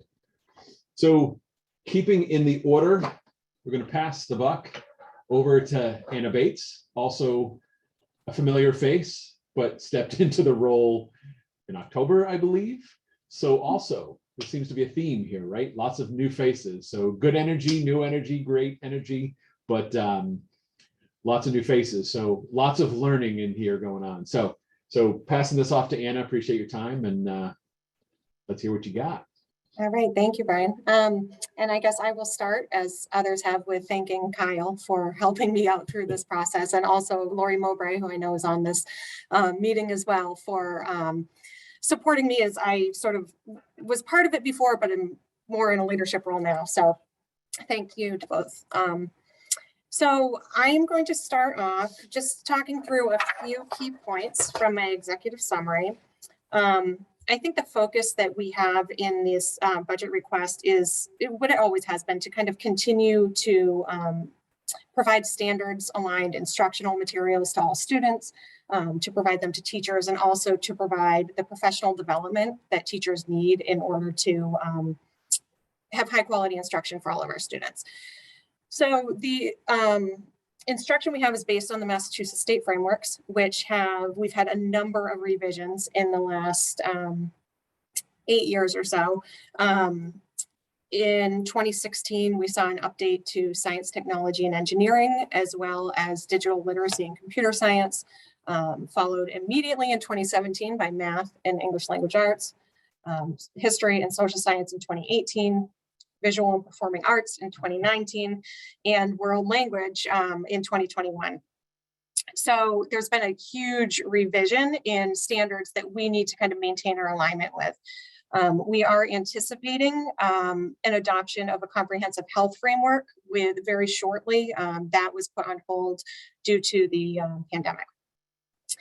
So in addition to the changing state standards that we keep our instruction aligned with, we to maintain and ensure our curriculum and instruction are aligned with those standards and also continuously improving, we have a curriculum review cycle that we follow at Triton, where every year a number of core curriculum areas are in part of a 4-stage process where they're reviewing their instruction, they're reviewing their assessment, they're reviewing everything and how it aligns with the standards and what they can do to improve.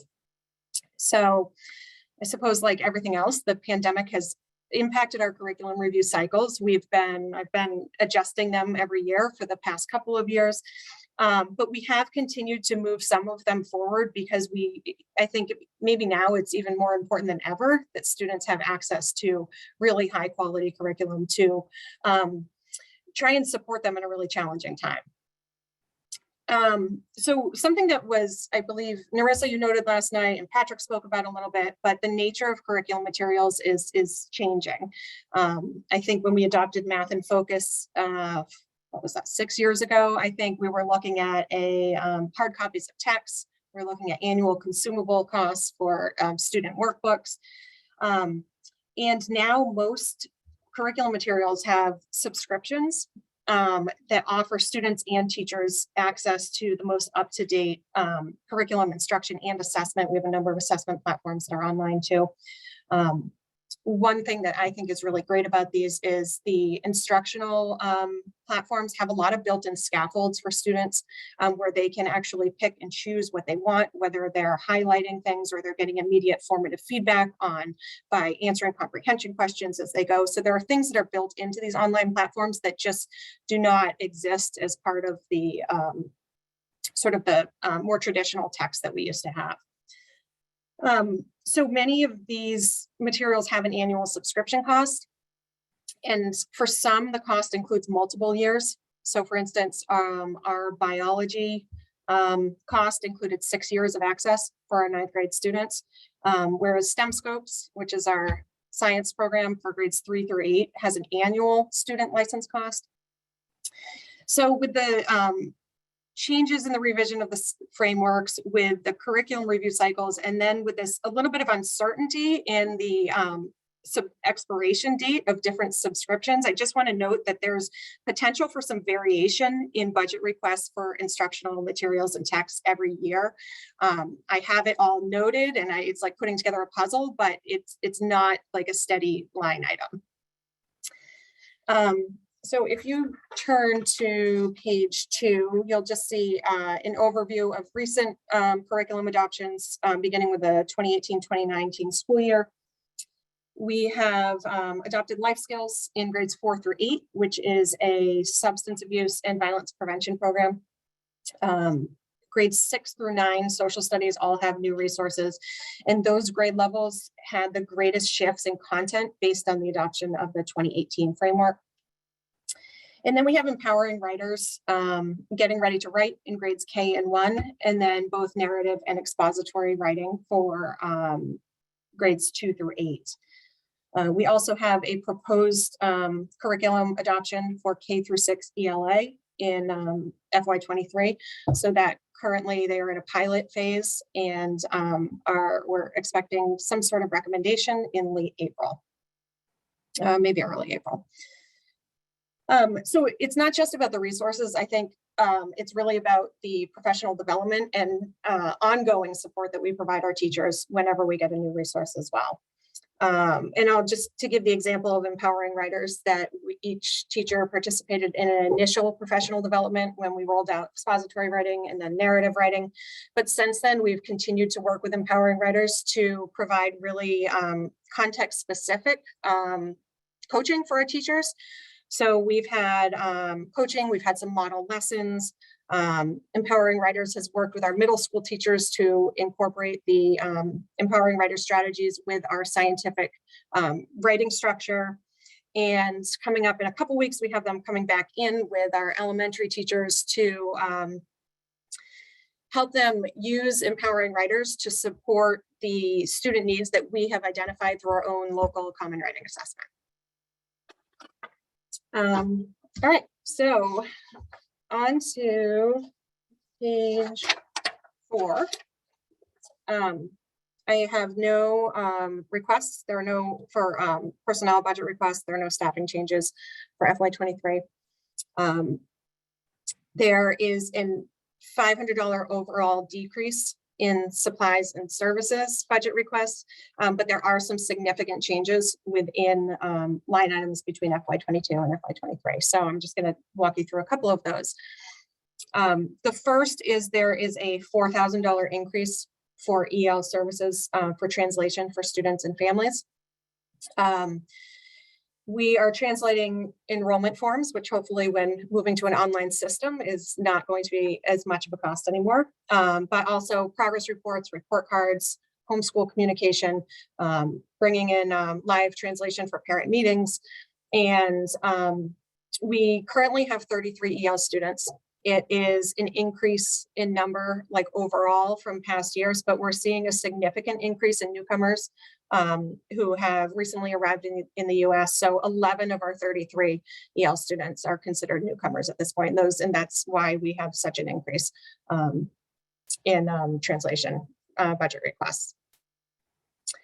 Let's see, there is an increase in $21,000 in professional development. And this is really about supporting our new teachers so that they are ready to teach on day one using the curriculum and that we have adopted that all of our other teachers have already had training in. So to just give you an example, we had 28 new teachers this school year, 21 of them at the elementary level. And to train one teacher in foundations, in empowering writers, in math and focus, we're looking at over $1,000 in training costs. And we offer them the opportunity to do that over the summer. We want them to be ready to sort of step in at the same level as all of our other teachers with familiarity and confidence with our programs. So we also compensate them for that time.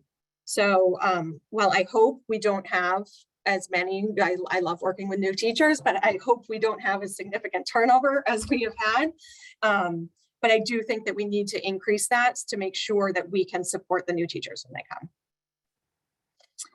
come. There is an increase of a little over $10,000 in curriculum contracted services, and this is for the iReady mathematics benchmark, just the benchmark assessment in grades 2 through 8. This was grant funded by a math acceleration grant in FY22.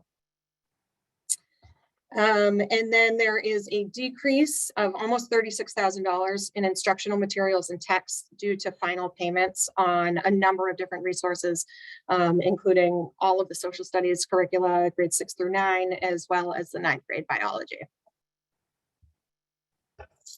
Let's see.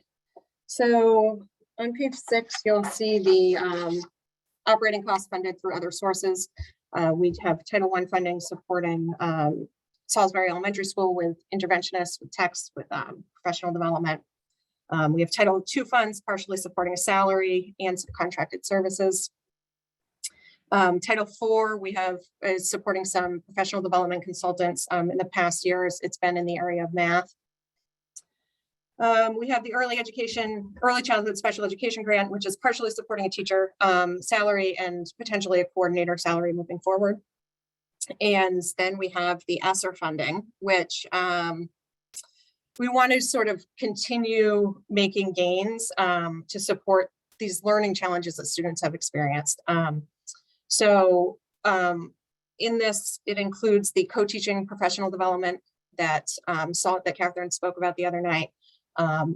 This would include the cost to implement the K through 6 ELA curricula, summer programming, including staffing and curriculum materials, and then a number of things that we want to continue to help support student social and emotional needs.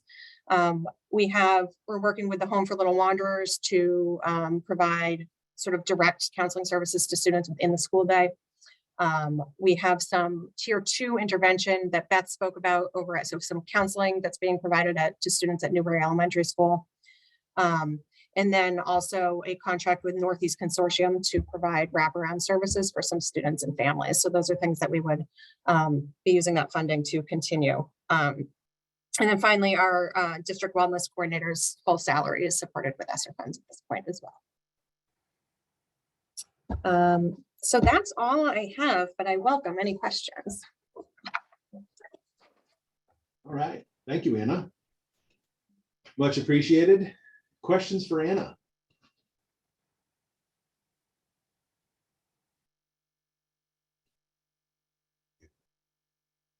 Mr. Lees. And I'm just wondering, on this increase of $21,000 for professional development in service, is this to pay the new hires for their time or to pay for the programs that they're being trained in?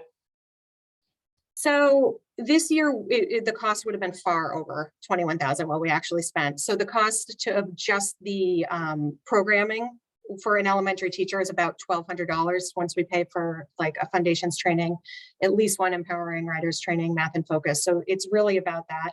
I'm hoping the number goes down and we can support both the, we have done it during the school year before, but then we're asking people, new hires who are new to a district we're providing them release time sometimes to take part in some of these trainings. So I personally feel like if we can have everyone ready to go on day one, that would be money worth spending. Thank you. Okay, I just have a question, Anna. I know that we've had new curriculum for social studies, science, and I see that we're doing some end of cycle payments on some of those. But I don't think I've ever seen that we've put in the amount of money to order books for science. So science is actually an annual cost for STEM scopes. So that's 3 through 8. Biology, I think we paid out of FY22. That was a $16,000 cost. So that would be high school. And then Inspire Science, which is our K through 2 curricula, is one of those that we paid for a 5-year subscription. So that's why that's one of those which is going to come up very soon that we're going to have to think about how are we going to renew this. So ideally, a curriculum review cycle would be occurring at the same, like if all the stars were aligned, we would have the subscriptions matching up with our curriculum review cycle. And so we could say at that point, all right, we have reviewed our curriculum, our instruction, our assessments, and we think it's worth exploring something else at this time. But unfortunately, nothing's lined up like that right now. So for some, we've been doing 1-year licenses. So for instance, Math and Focus, our 5-year, I believe it was a 5-year commitment with Math and Focus ended. And then we did a 1-year commitment for this year. Okay. No, it's just, I know Kim had said that they would be looking at it year to year about the science. So, and I know that the pandemic has absolutely messed with that schedule. So I forgot that the biology books were being paid for this year, which would be part of science. Yeah, yeah. And then and then STEM Scopes is just annual now. So like, I think you heard Al talk about, and the elementary principals talk about those annual licenses. So those are coming out of the school budgets. It's for the student licenses for STEM Scopes. Okay, yeah, because I think I'm in the same mentality as Narissa is, you know, when we went to school, you had the science book, you had the, and to see that it's all going online and yeah, consumables. It's very different. So STEM Scopes, actually, there is no book. You can't even purchase a book. It's a fully online curriculum and really hands-on. So okay, it comes with a lot of materials as well. But even prior to the pandemic, we had a Chromebook cart for each grade level, and the teachers still opted for this to go. You can certainly print out any sort of PDFs that you would want students to read on, but they can do everything right online too. And I'm pretty sure it is, but I just want to put it out there publicly, this is all within the frameworks of the Massachusetts frameworks for the science, correct? Yes, all of our curriculum is aligned with the updated. For all the STEM scopes. And does any of the STEM scopes, they use that like in that makerspace area? So there's potential for that. And I would love to see that STEM position at the elementary level pull some of those engineering activities in that are already there. The STEM Scopes version that we have is a Massachusetts aligned version, which is a little bit different than the NGSS one, so the national frameworks. So what we're missing in instruction within the science classes are really those engineering activities, but we have the activities, students are familiar with the platform, and we have the resources for them too. So I would love to see that STEM teacher position being able to use some of the things that we haven't been able to pull in to classrooms, except that 1 year at Pine Grove on those Fridays. Okay, thank you very much. I mean, that's all the questions that I have as well. Great. Thank you. Thanks, Linda. Caitlin. Sorry, I just have a random question. When you talk about like K-8, and I'm going to use Empowering Writers because it's the one that's right in front of me. Or I could even use Life Skills for 4 through 8. That's at all 3 or plus middle schools. So that is being used. It's in there across the district. Yes, it's, if I take life skills, for example, it's implemented a little bit differently at each school. It's used in the wellness classes, like in 7th grade at the middle school. It is taught by the PE teacher at NES, and then at PGS and SES, it's through the specialists. They kind of rotate through. So it's used, but the structure in which they use it is different at each school. Empowering Writers across the elementary schools is being used.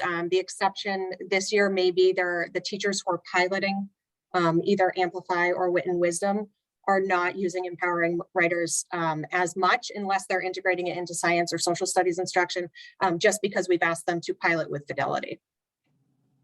I just wasn't sure if there were, I don't want to say random, but other programs being used in certain schools for a variety of reasons, or if this was just kind of, this was scaffolded enough that it could be used.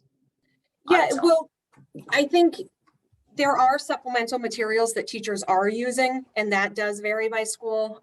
We do have, for instance, like a mystery science subscription that a lot of the teachers use during remote learning, got really positive feedback. They decided they wanted to keep it, and it pairs really well with STEM scopes. So some teachers are using that more than others. So the experience of a student may be a little bit different based on what their teacher is supplementing with, but in terms of core curriculum, it's across the schools. Awesome, thanks. You're welcome. Any other questions for Anna? I do not see any other hands. Linda, you're all set? I'm all set. Thanks, Anna. Nice job. All right. Well, thank you, Anna. Very much appreciated. So before I hand it over to Kyle to talk some nuts and bolts, I'm just going to do some high-level district in the final tab on your binder as far as overall district requests.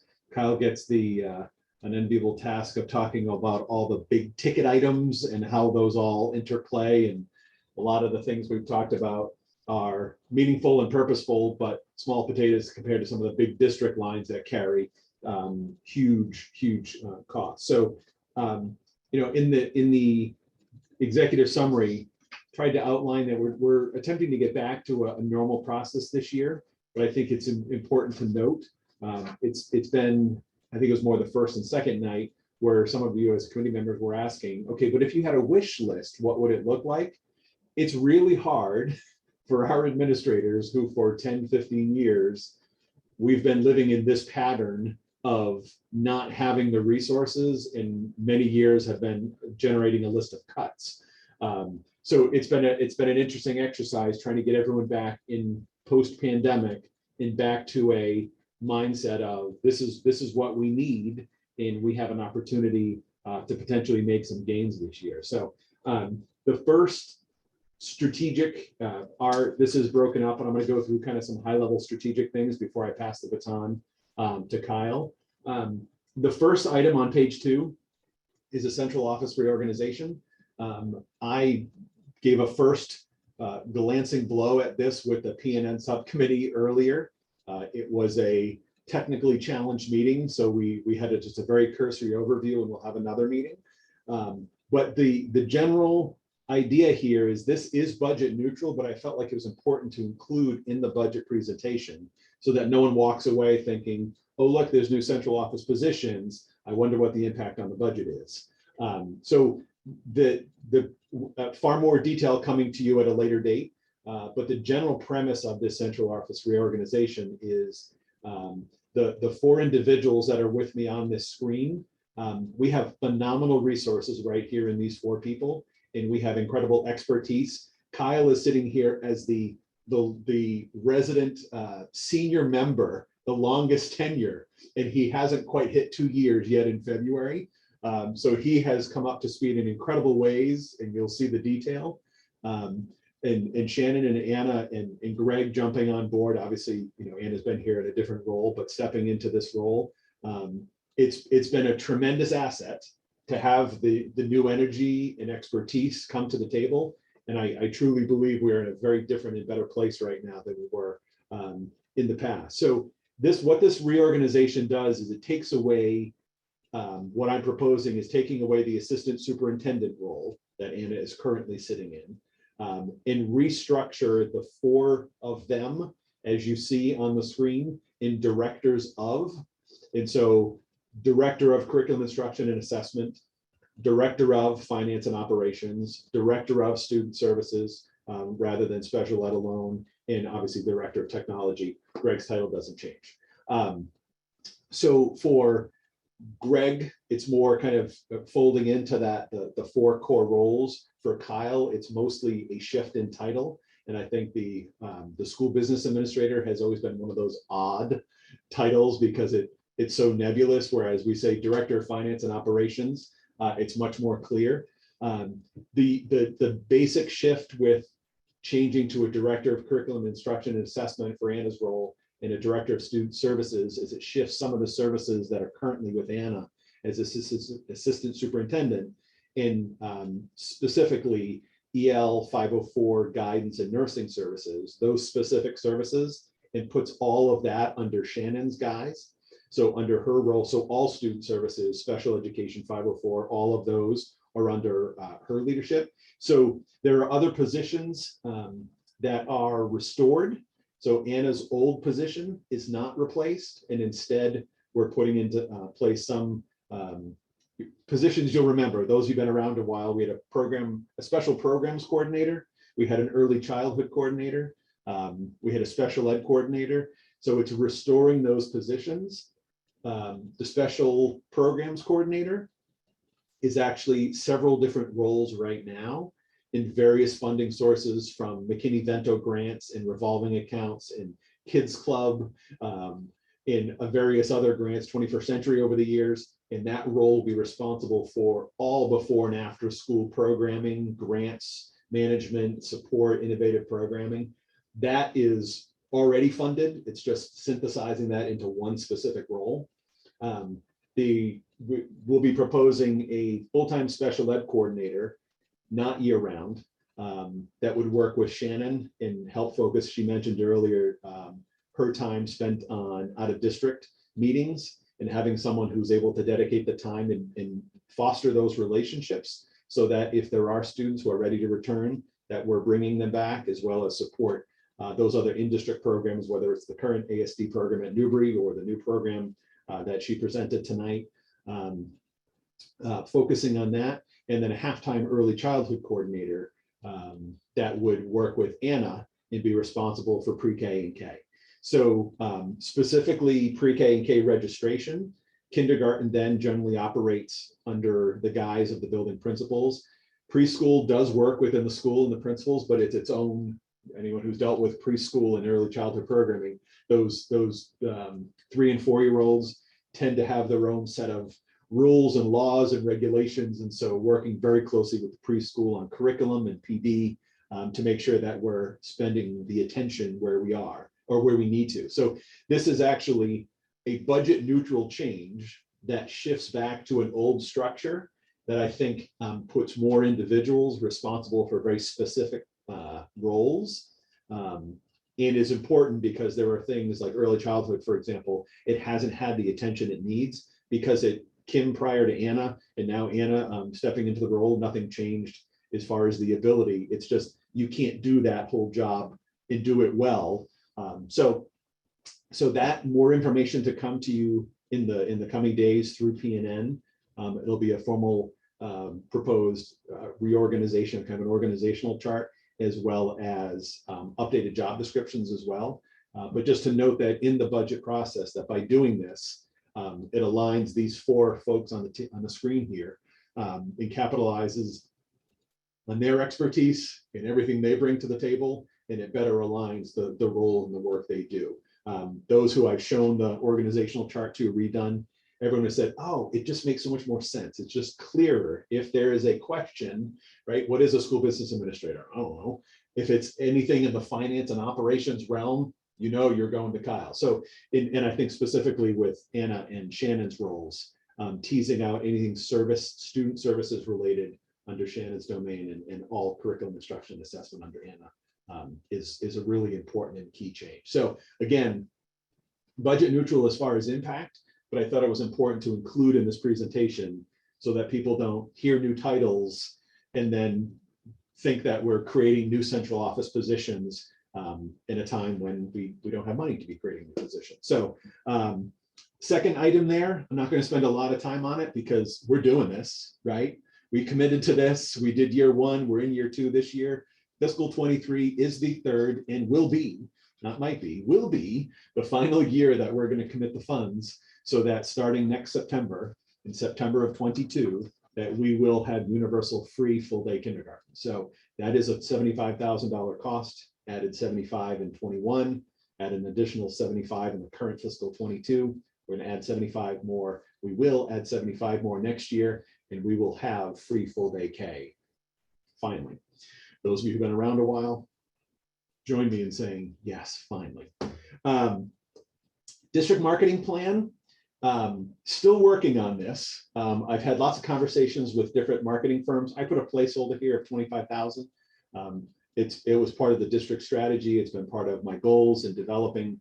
I echo the words of Dina Sullivan, longtime committee member. We have to sell Triton to Triton, and the school choice issue and the private schools. We need to invest some dollars in marketing the amazing things that are happening here. There's stereotypes and historical assumptions that are made that are not accurate. And I hear so many times stories of, yeah, people were asking me where I should send my kids for middle and high school, and then I got here and it's amazing. So it's finding a way to tell that story accurately. I will tell you, I had no idea how expensive marketing is. So this number will evolve as we go through this process. I think that depending on how deep and how truly invested we want to be in a rebranding of Triton and celebrating well, it would take more than a $25,000 investment. I don't have a figure for you yet, but it would be significantly more than that. The question would be, for any upfront costs, is a lot of upfront research. Could we use ESSER dollars to pay some of those one-time costs? And then obviously the general budget would continue that long-term commitment to that marketing plan. Diversity, equity, inclusion work. Again, this is something that we had committed ESSER funding for. We've had discussions about this. We have a contract with Michael Eatman right now. He's working with the district leadership team about to expand to the full district-wide leadership team, and then on and working with the committee and the community at large. More on that, but that is funding that is very appropriate use for ESSER funding. So while that's important work that we've committed to, we are doing and we will continue to do slowly and steadily. That will be something that does not hit the general fund budget for the foreseeable next year or two. Number 5, and this is, again, it's a $0 item. And this is something that the finance subcommittee has been working on, and Kyle specifically, along with Kevin Mahoney, our district treasurer, establishing a stabilization fund. Again, while there's no dollar impact in the budget, this is so important to make sure this is part of the budget discussion. We are in a place, we have town officials support, town managers support, as we've gone through this process, that we're in a place where we have financial reserves building and we have the opportunity to establish a stabilization account. And so along with the budget process, we'll be bringing to you through the finance subcommittee a model policy, an investment policy, as well as the specific language to establish the stabilization account. Not proposing in this budget that we fund anything yet, but to put a 0 line item into our budget so we have a line that allows us to fund that. And then when there are overages, we have the ability to transfer money into that account and build the stabilization as we've been talking about. So obviously a separate discussion, but huge thanks to Kyle and Kevin for the work on that. And it's something we've talked about for a very, very, very long time. And not that I, don't wish the pandemic, but there's been some positive outcomes that with all of the challenges, for example, with not being able to find personnel, it's created savings that have allowed us to put some savings away for the future. And so there is some silver lining. So all in, those requests is totaling $100,000. That is the 75,000 for full day K and 25,000 for marketing. The other items are budget neutral. On page 5, I'm about to hand this off to Kyle, but I do just want to say, in terms of personnel costs, we have something that I have never experienced in my 27 years in the district. And I want to explain this because I don't want Kyle to feel like he owns this, right? So this is one of those things where we have savings, you can see there on page 5, of 323,000 in personnel lines. Hoorah, right? That's great. You have an opportunity to say we're going to go backwards with funding. General rule, right? You don't ever want to have not enough money or too much money. So the danger is seeing people thinking that we over budgeted and we're overcharging people when we didn't need the money. So the way this money came about, in essence, was, you remember, Michelle Cresta moved on in the fall of 19. We had an interim business manager, David Jack, who came in, who picked up the budget process. Very fresh, right? Very, very, very fresh. And because of that information and the lack of history, there was a lot of assumptions made. Kyle picked that budget up in February when he started almost 2 years ago. Finished that budget in March 13th of 20. The pandemic hit 2 days later. And obviously the year that budget was for was a very different year last year than we could have ever dreamed of. So there were things like an additional 6th grade teacher at Pine Grove that we ended up not putting into place. Fast forward to last year's budget process, we very knowingly and very had the discussions to say, we are not making any adjustments. We knew there had 100 and I forget the number, 100 and some odd students that had left the district, that had gone to private schools or homeschooled. We knew some of them would be coming back. We didn't know how many. So we made no adjustments on the assumptions for class sizes and all that. So as we come into this year, for example, we had a 6th grade teacher funded at Newbury that we ended up not needing. So that salary is still included there. So the combination of all those factors, as well as the hires we've made over the last 2 years during this process, have almost universally come in a lot cheaper than the assumptions we've made within the budget. So when we add a new position, Paul asked the question the other night, we use that M5 figure. As folks have left, and we've talked about the huge number of retirements, folks leaving the field, as those folks have left, not necessarily always to retire, folks have come in less choosing our medical plans and generally coming in lower on the pay scale than the person who they were replacing. So when you have the 2-year effect of that, that's that $323,000 that we're able to net off of our normal roughly $1 million increase that we see each year. So with that, I'm going to pass it off to Kyle and kind of go backwards to kind of talk about the COLAs and the steps and such, but just wanted to make sure I was able to give that context before I pass the baton. Kyle. Yeah, no, thank you.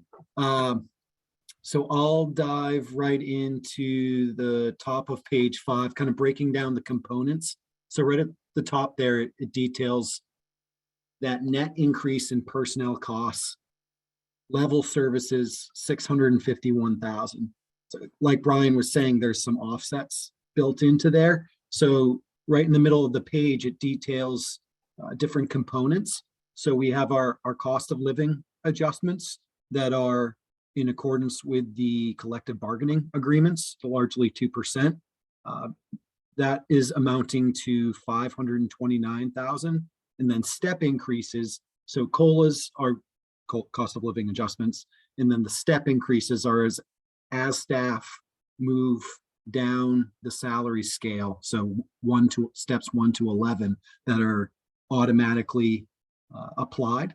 So the process, not to get too excited about it, but we basically export the entire salary table and all of the staff members from our accounting system into a spreadsheet and then calculate what the COLA and the step increases would be on every single individual staff member.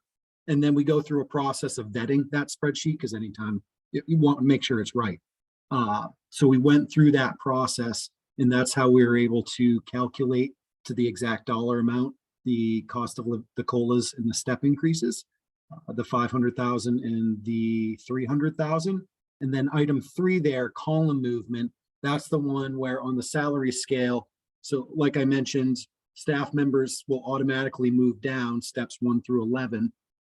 If they're moving over to a new column because they've earned more credits or advanced degrees, we have a process in place whereby December 15th of each year, they need to notify us that they anticipate moving to that new column. So we have a listing of every staff member who submitted that form to us and what the corresponding cost would be.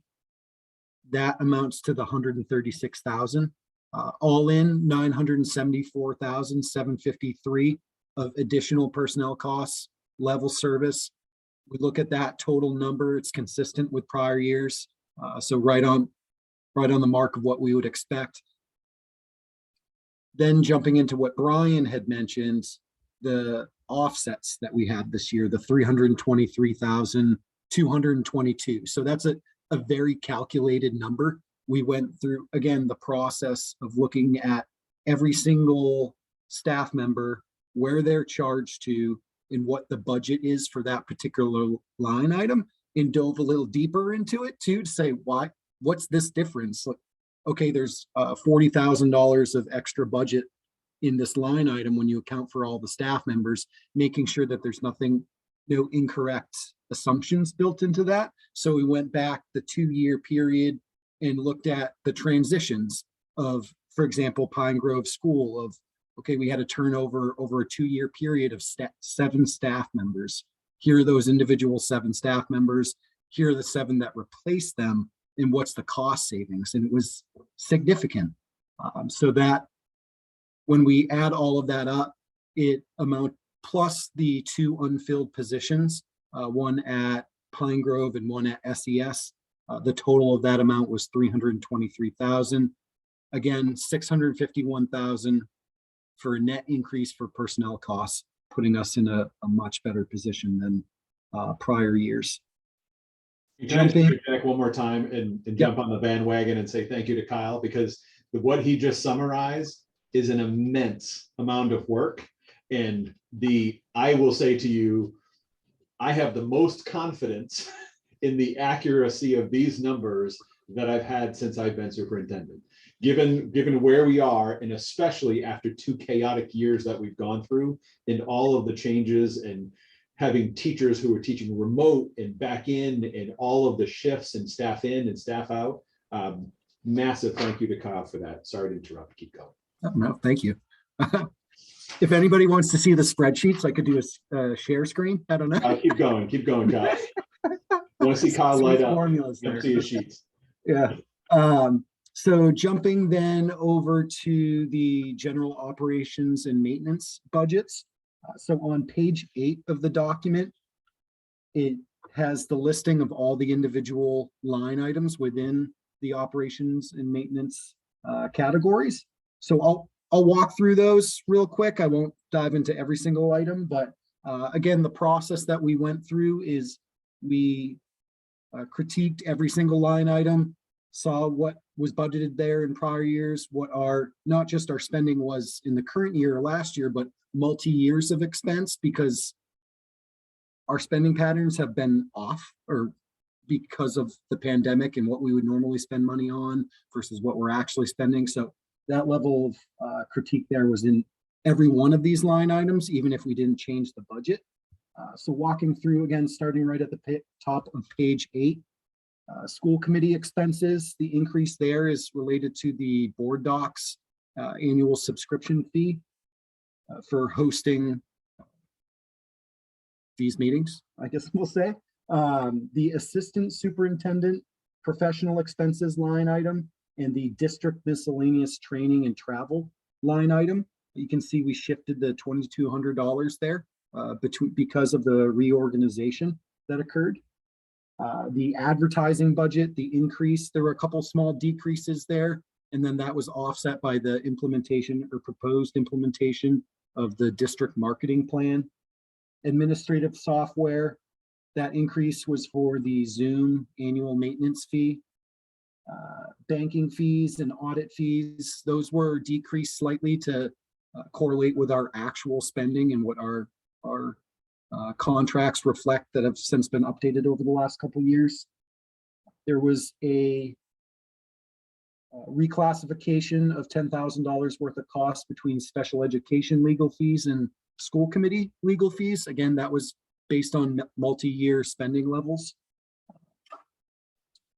And can I just say, so just to confirm, school committee legal fees is anything that's not special education, right? So anything, whether it's personnel or any other legal matters, it's coded as school committee legal fees, just so you're aware. It's not. I knew Paul would have a question. Right, you're muted. You're muted. We can jump in, take questions as we go. I don't mind one bit. Yeah, do you want to ask a question now, Paul? Just a quick question. Brian, that's really a superintendent legal fees because you're the one always talking to the lawyers. Yes. So the coding, right? This is end of year report. There's like function codes. It's anything I do under the authority of the committee. So yes, it is. That's why it's not under school committee expenses. Duly noted. That's my bill. Page 9. Okay. Starting right at the top there, substitutes. We're proposing leaving that level at 300,000. Last year, we went over by about $100,000. We had talked about that, clearly pandemic related. This year, again, it's trending to be a little bit over, but as we move our way back to a more normal, traditional school year, we expect that budget will be sufficient.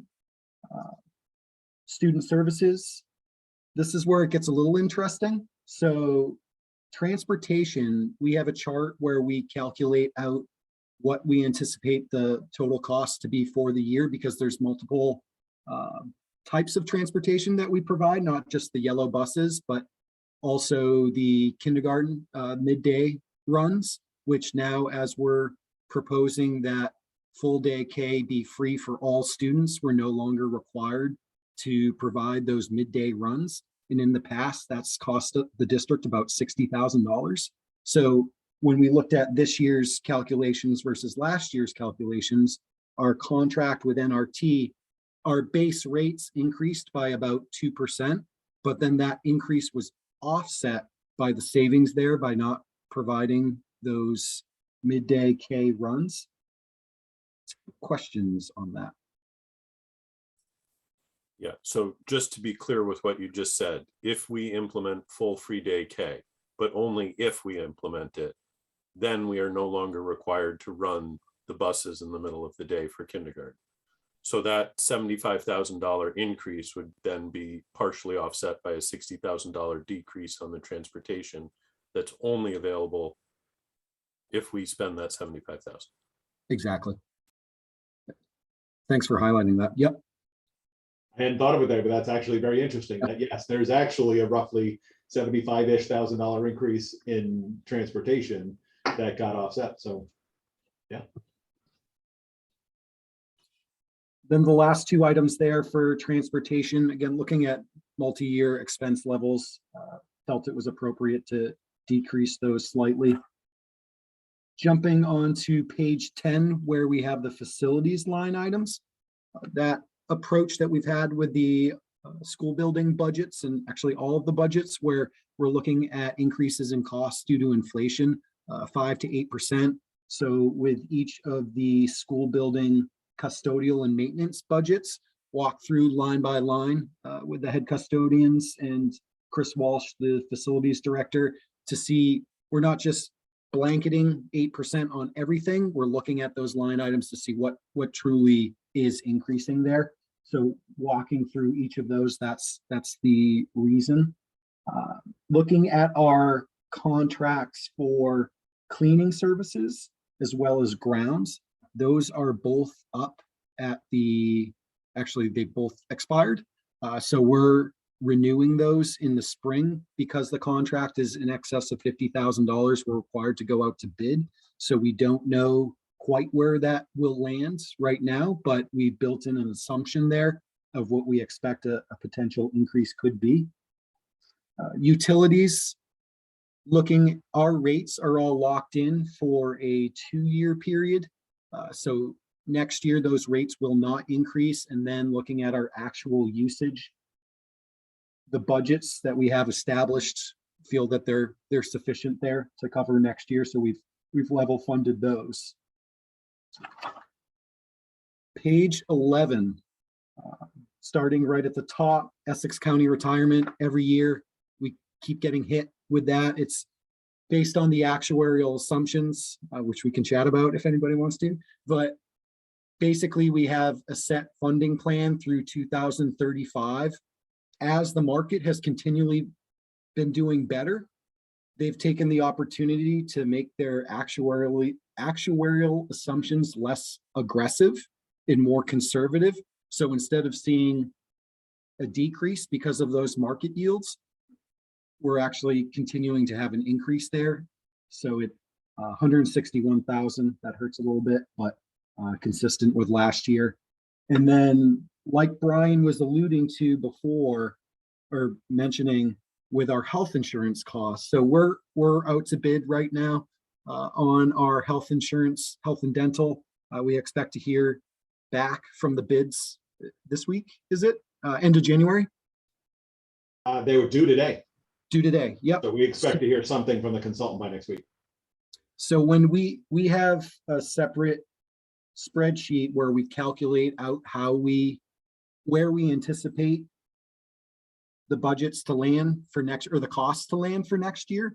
And built into that, we look at our current enrollment, and very interesting where as staff has been retiring, we've had a significant amount of retirements, and the staff that are replacing those individuals are earlier on in their career, probably under 26, maybe on their parents' plan still, or they're going on a spouse's plan, because we're seeing the shift of active staff over to the MedX plan, retirees, and then we're seeing not a linear increase in the active plan. So all that to say, a confusing way of saying, very good position we're in right now. We actually built into that model an 8% increase in rates, which is right at the high end, middle to high end of where it could land.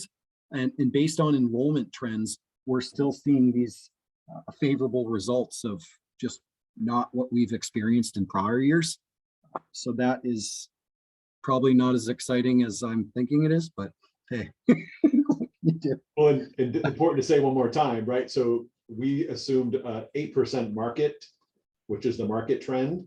And the consultant, the PNN who was met with, believes we will be doing much, much better than that. So this is likely a very worst case scenario, and it gets better from here. Absolutely. Walking down the rest of those line items, workers' compensation insurance, we increased slightly last year because of the pandemic and everything, all the unemployment that was being experienced.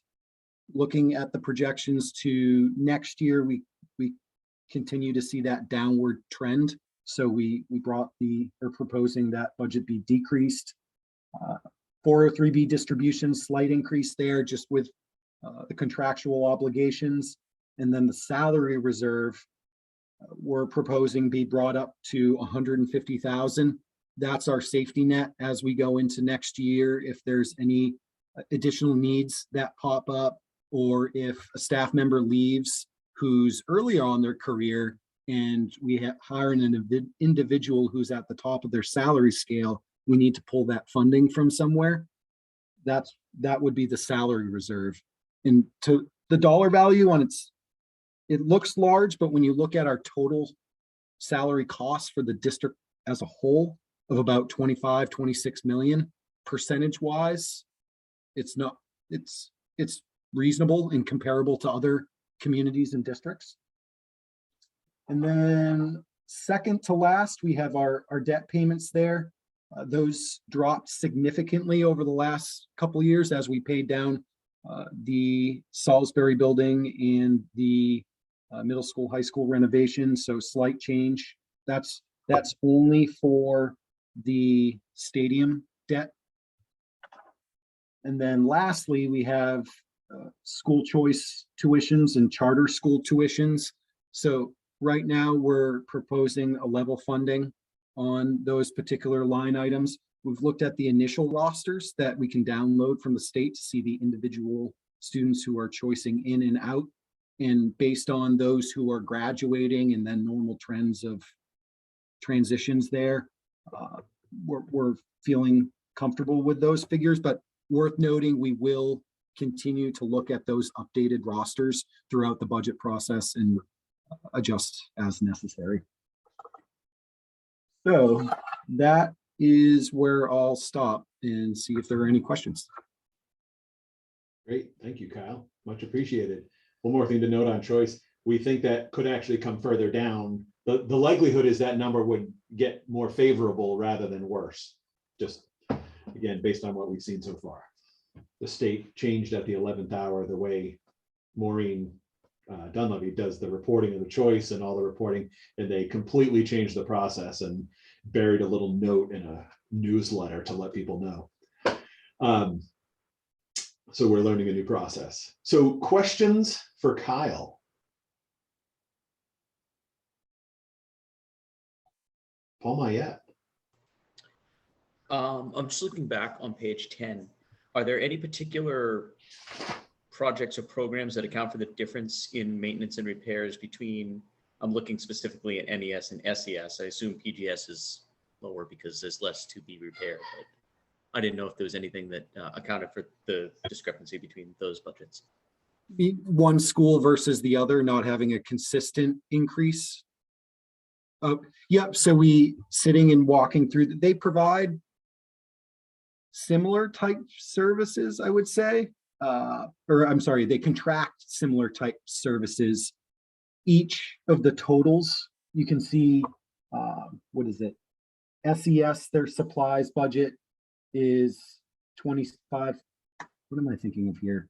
The repair, for example, is 90,000 at SES versus 73,000 at NES. So there's capacity. Looking on the spending levels over the last couple of years of where they were at, in each particular situation, it wasn't, there was some room left over, so to say, whereas others were tighter on those individual budgets. And NES, as those buildings are aging, required some additional repairs as well. That sounds about right.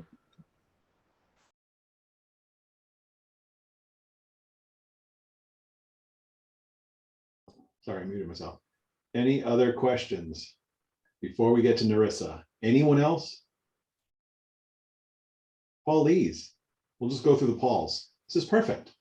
Hey, so Kyle, on page 11, in the lower three-quarter area where you have italicized language, it says retirement and insurance on page 11. I'm just wondering where it says medical and dental insurance assumed at 5%. Is that from an old budget? Because I look up here and I see medical and dental at 2% and 4%.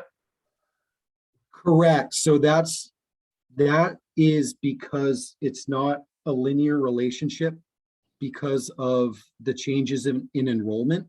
So I looked at the January health insurance bill and looked at exactly where everybody stands at this point in time. Universally applied that 5% increase across the board, but because of the enrollment from the prior budget period to this budget period, there's some shifts there, so you wouldn't see the same increase. The only exception to that is MedX, which we level funded the rates because those are set now for the next year. They go on a January 1 renewal date. Okay, thank you. All right. The third and final, Paul. So when we've talked about the stabilization funds and OPEB and such, one of the things that you talked about in the past, I think, was this $75,000 that we've been adding for universal free kindergarten. Your plan is sort of to take that $75,000 and start using that to fund OPEB and then in the stabilization funds. Is that correct? That's correct, but not implementing that until the FY24 budget, because we can't, for stabilization, we could kick in 75,000 for OPEB next year. That's on the table. But for stabilization, we couldn't include a budget into a fund that doesn't yet exist, because it requires a vote of the school committee first, and then a majority vote of the 3 communities. So until we get that vote, we can't appropriate any money in there. Okay, and then long-term, you've talked about the Essex County retirement shifting towards OPEB to sort of fill in that huge obligation there. And that's what I'm seeing here is the 1.493 million for next year. Is that correct? Exactly. So within that 1.5 million, there's 2 components to that cost. There's what's called the past service cost, which is making up because we didn't contribute as much as we should have over the history of retirement benefits.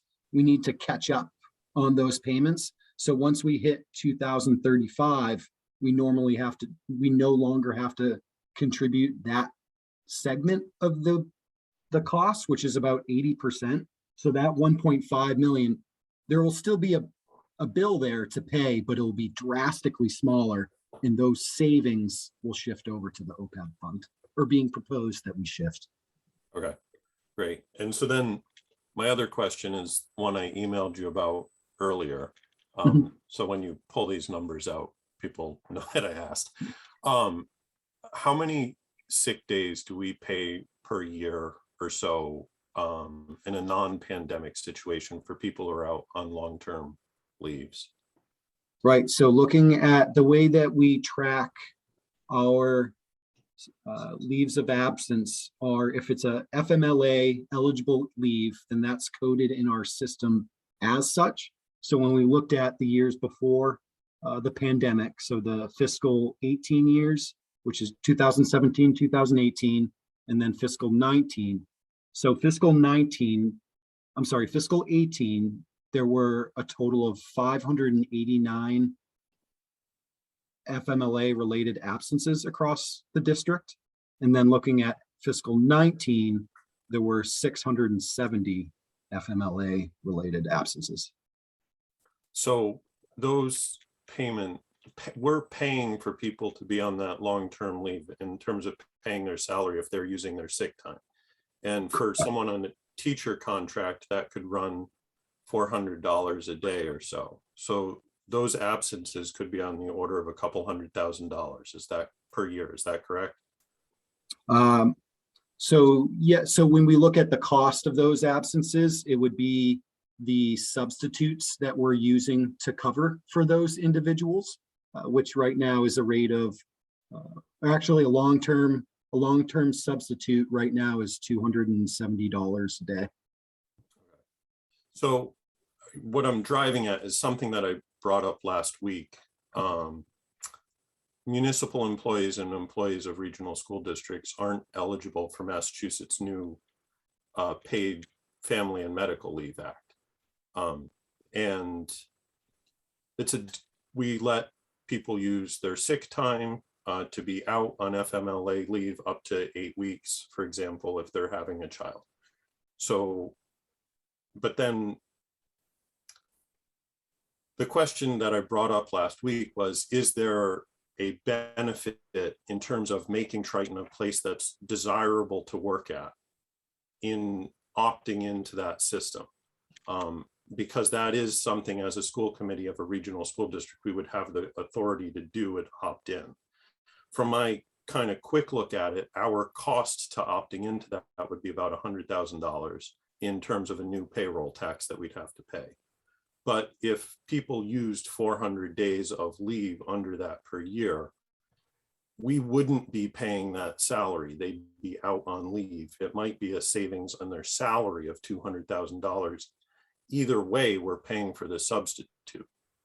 So I guess what I'm wondering is, I would like to see what it would actually cost us to opt into that. And you know, whether the school committee would want to opt in or not is obviously, you know, this is me saying I would like to see this. I think there's an opportunity for a win-win here where we have some savings, and it might be something that would be viewed as a benefit to the teachers. I don't know about that for sure, but I'd like some more detailed information on how much that would cost us, I think. And quick follow-up, so I can dive further into the PFML legislation.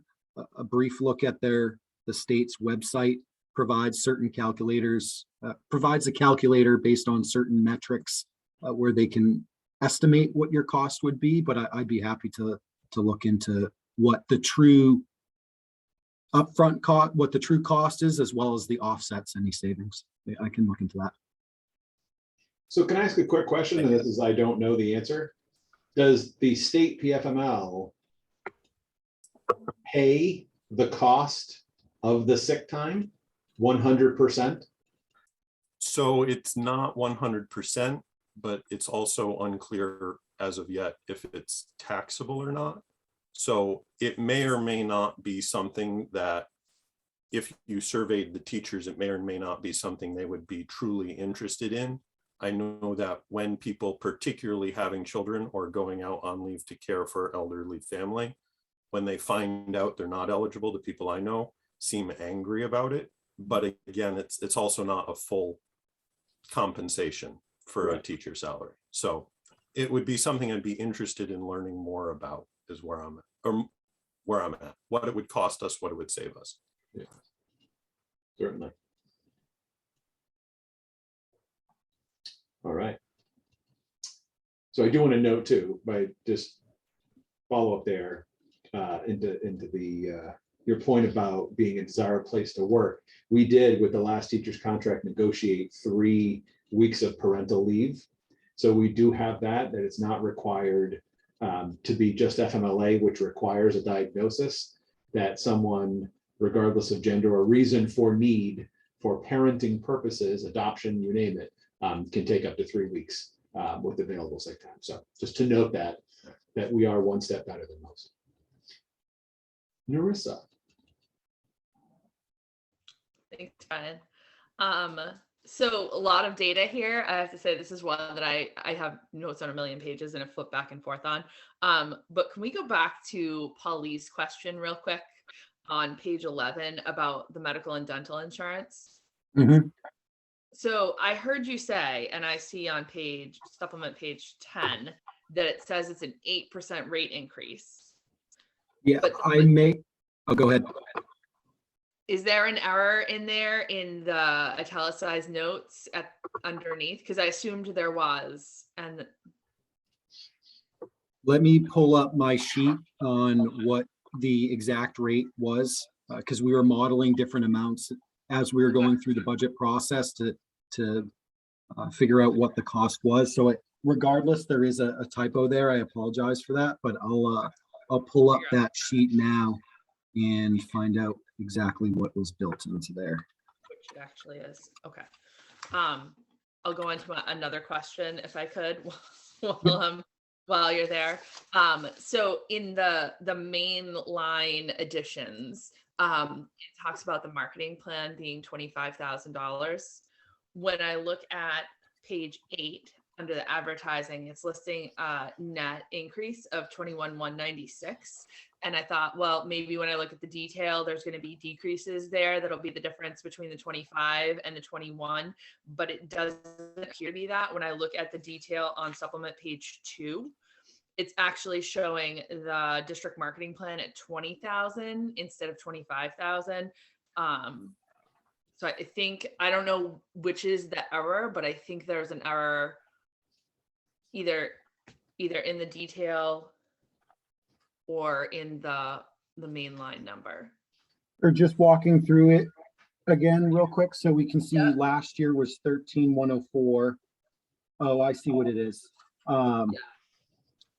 So last year was 13,104.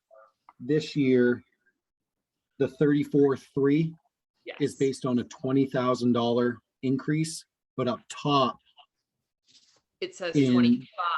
is 25. So there's that $5,000 disconnect there. Yeah. So So that's actually that's my mistake, because I shouldn't have had Kyle include that in the assumption down below, because that's not right down below. I'm sorry, down below in the following pages, those are sunk costs.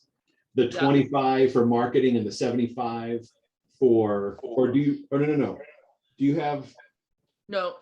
the full day K adjusted in these lines? No, the full day K doesn't come into, doesn't factor into the. Right, because that's strategic new addition. So the same thing should have been true for the marketing. That I shouldn't have had him put that in the line yet. It shouldn't be showing an increase, because like on page 8, 9, 10, those are known set costs. You haven't approved the addition of marketing funds yet. Does that make sense? Yeah, yes, I think so. So it shouldn't be, it's 20 rather than 25, and it shouldn't be in there at all. But is that true? Because the 75 is a loss of revenue, which wouldn't be included in here. But we didn't calculate it that way, right? That's an impact that, where did he go? Paul Goldner noted, but that's not a calculation that Kyle did to offset that as part of the proposed expenditures. Is that a fair statement, Kyle? Yep. Yeah. Okay, so should that just get pulled out entirely then? Yes. Yeah, so the 20 should be pulled out. Okay, even though, like, when I'm looking at, for instance, the personnel costs, the COLAs are clearly in here. And the step increases are clearly in here. Yep, but then everything else in the line item detail Okay, is added in for one big total. yeah, And those are to show sunk costs, if you will, right? Those are set costs that change year over year. okay, The full day K and the marketing should not be in that include. The full day K is not, and the marketing should not have that. The marketing exactly should not be in there at all. okay, all right. Okay, so that should just needs to basically be pulled out. Is that Yeah. accurate? Correct. Yeah, thank you for mentioning that. Apologize. And to get back to the other question there, so on the health insurance costs, it was modeled based on an 8% increase in all of the rates, health and dental. So that comment there below is incorrect on the 5. Okay, all right. Okay, perfect. I actually didn't have any more questions, but I just had a comment. In that I think it there are many districts, shall I say, from watching other districts that would have seen that they had a $300,000 operational overage that was baked in, and they would have said, great. And that's how excess and deficiencies can sometimes hit the 5% mark in certain districts, I think, is because they allow that baked in money, right, that they know is in excess of actual expenses to go on year after year after year. And that $300,000 would repeatedly roll to excess and deficiency. And I think that I know Paul Lease has his favorite joke about Brian's slush fund, but I think it speaks volumes that this money was identified and that you guys are budgeting as close to the mark as you possibly can. And we're open and honest about putting that decrease in the budget here because it would be easy not to, right? And to just have an overage at the end of the year. So I just wanted to say thank you because I think that speaks volumes about the people that we have working for this district, that it was handled in that way. We agree with you. The right way to handle it. The right way to handle it. I agree. All right, so any other questions? Mr. Lees? You're muted. You're on mute.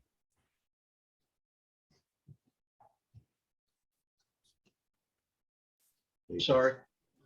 Brian, Kyle, rather, on supplement page 1, at the top, it talks about a membership fee under the school committee for the school superintendents.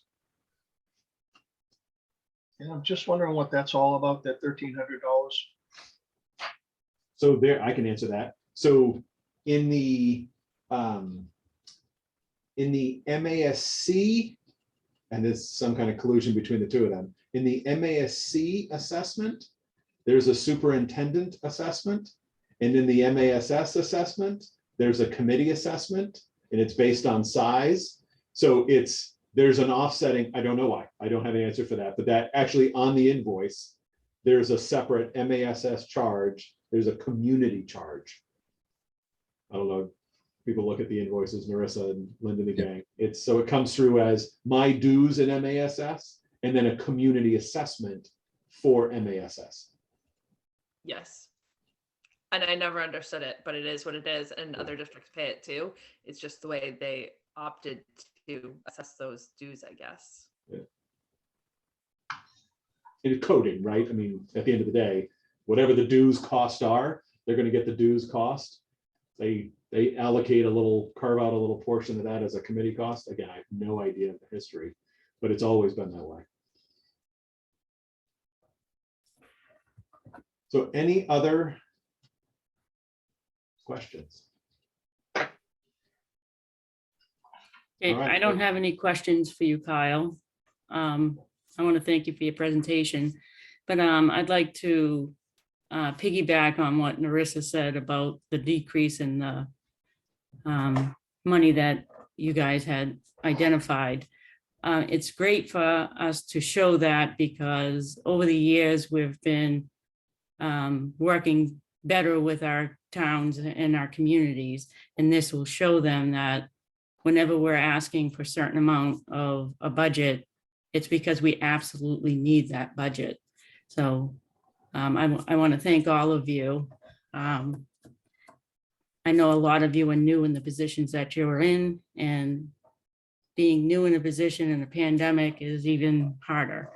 So I want to thank all of you for, including Catherine taking over Salisbury, and Jane, and new at Pine Grove, that I think we're all doing the best that you can through this pandemic. And on behalf of myself, I just want to say thank you to all of you, because this isn't an easy job, and to begin with on a normal year, and to have it compiled with a pandemic, it makes it even harder.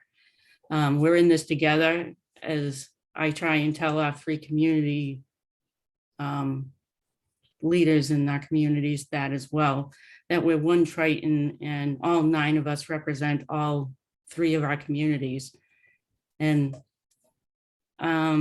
we have a meeting, a district communication meeting on Thursday, and a school committee workshop on Saturday. We're going to be talking about that, because of the uptick in COVID and all that, that we are leaning more towards the workshop being remote, because at any given moment, any one of us could say that we can't be there. For these 3 meetings, I probably wouldn't have been able to be here, because I had a very close contact for myself. So I think it's imperative that all 9 of us are there for that workshop to discuss the budget. So I don't know if anybody has any problem with being remote. If not, I'm going to call it and say that we will be remote for the budget meeting. The DCC meeting, we have to have a discussion, because I know a lot of the towns prefer it to be in person. So I will have a decision on the DCC meeting by tomorrow. I just have to call a few of the towns to make sure that being in person or remote is what their preference is. I want you all to have a nice evening. I want to thank all of you. Can I have a motion to adjourn? I'll make a motion to adjourn. I'll second that. Any discussion? We'll have a roll call vote. Erin, Yes. Susanna, Yes. Paul Goldner, Yes. Maureen, Yes. Caitlin, Yes. Paul Mayette, Yes. Paulise, Yes. Narissa. Yes. I'm a yes as well. Thank you all. Have a nice evening. And Brian and Narissa, can you stay on for a moment? Of Thank course, you. just to confirm, next Saturday, not 2 Next days from- Saturday. just to No, make no. sure. A week from Saturday. Sorry, I didn't make That's that good. clear. Just making sure. Apologize. All right. Take care, everyone. Have a nice night.